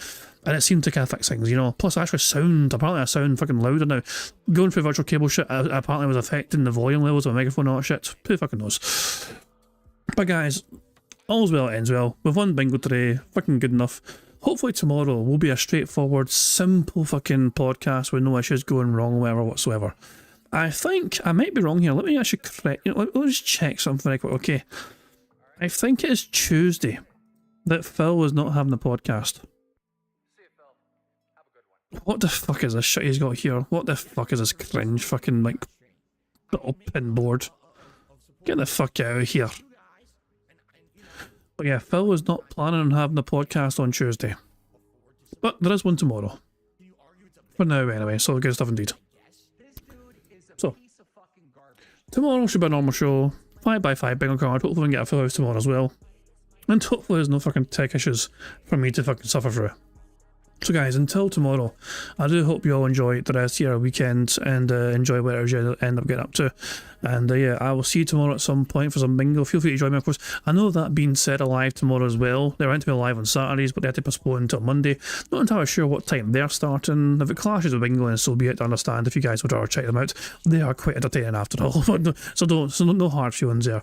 But yeah guys, I'm going to wrap things up. Feel free to join me for some bingo antics if you want to tomorrow. Until then, I'm going to end how I always end, by putting notorious PIG contributions made by supremely talented Pixar animations. So, until tomorrow, have a good one guys, and I'll catch you all later.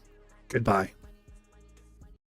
On September 14th, a pre-authorized payment of $16.51 from PayPal.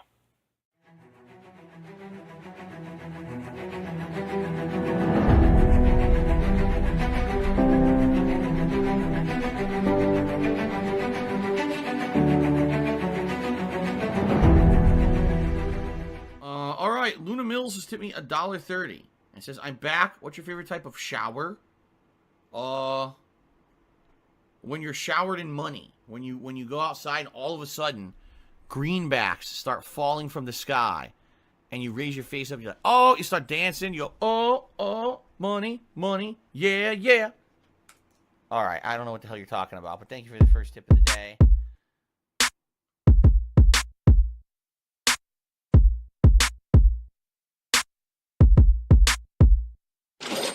Money, money, yeah, yeah.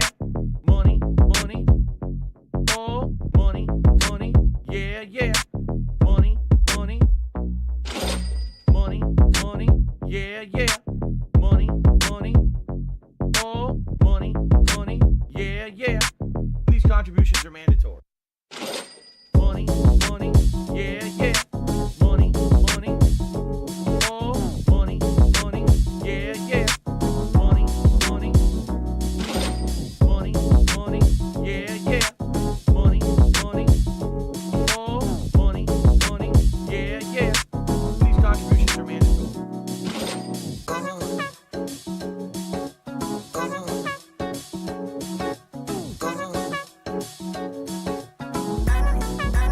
Show me the money.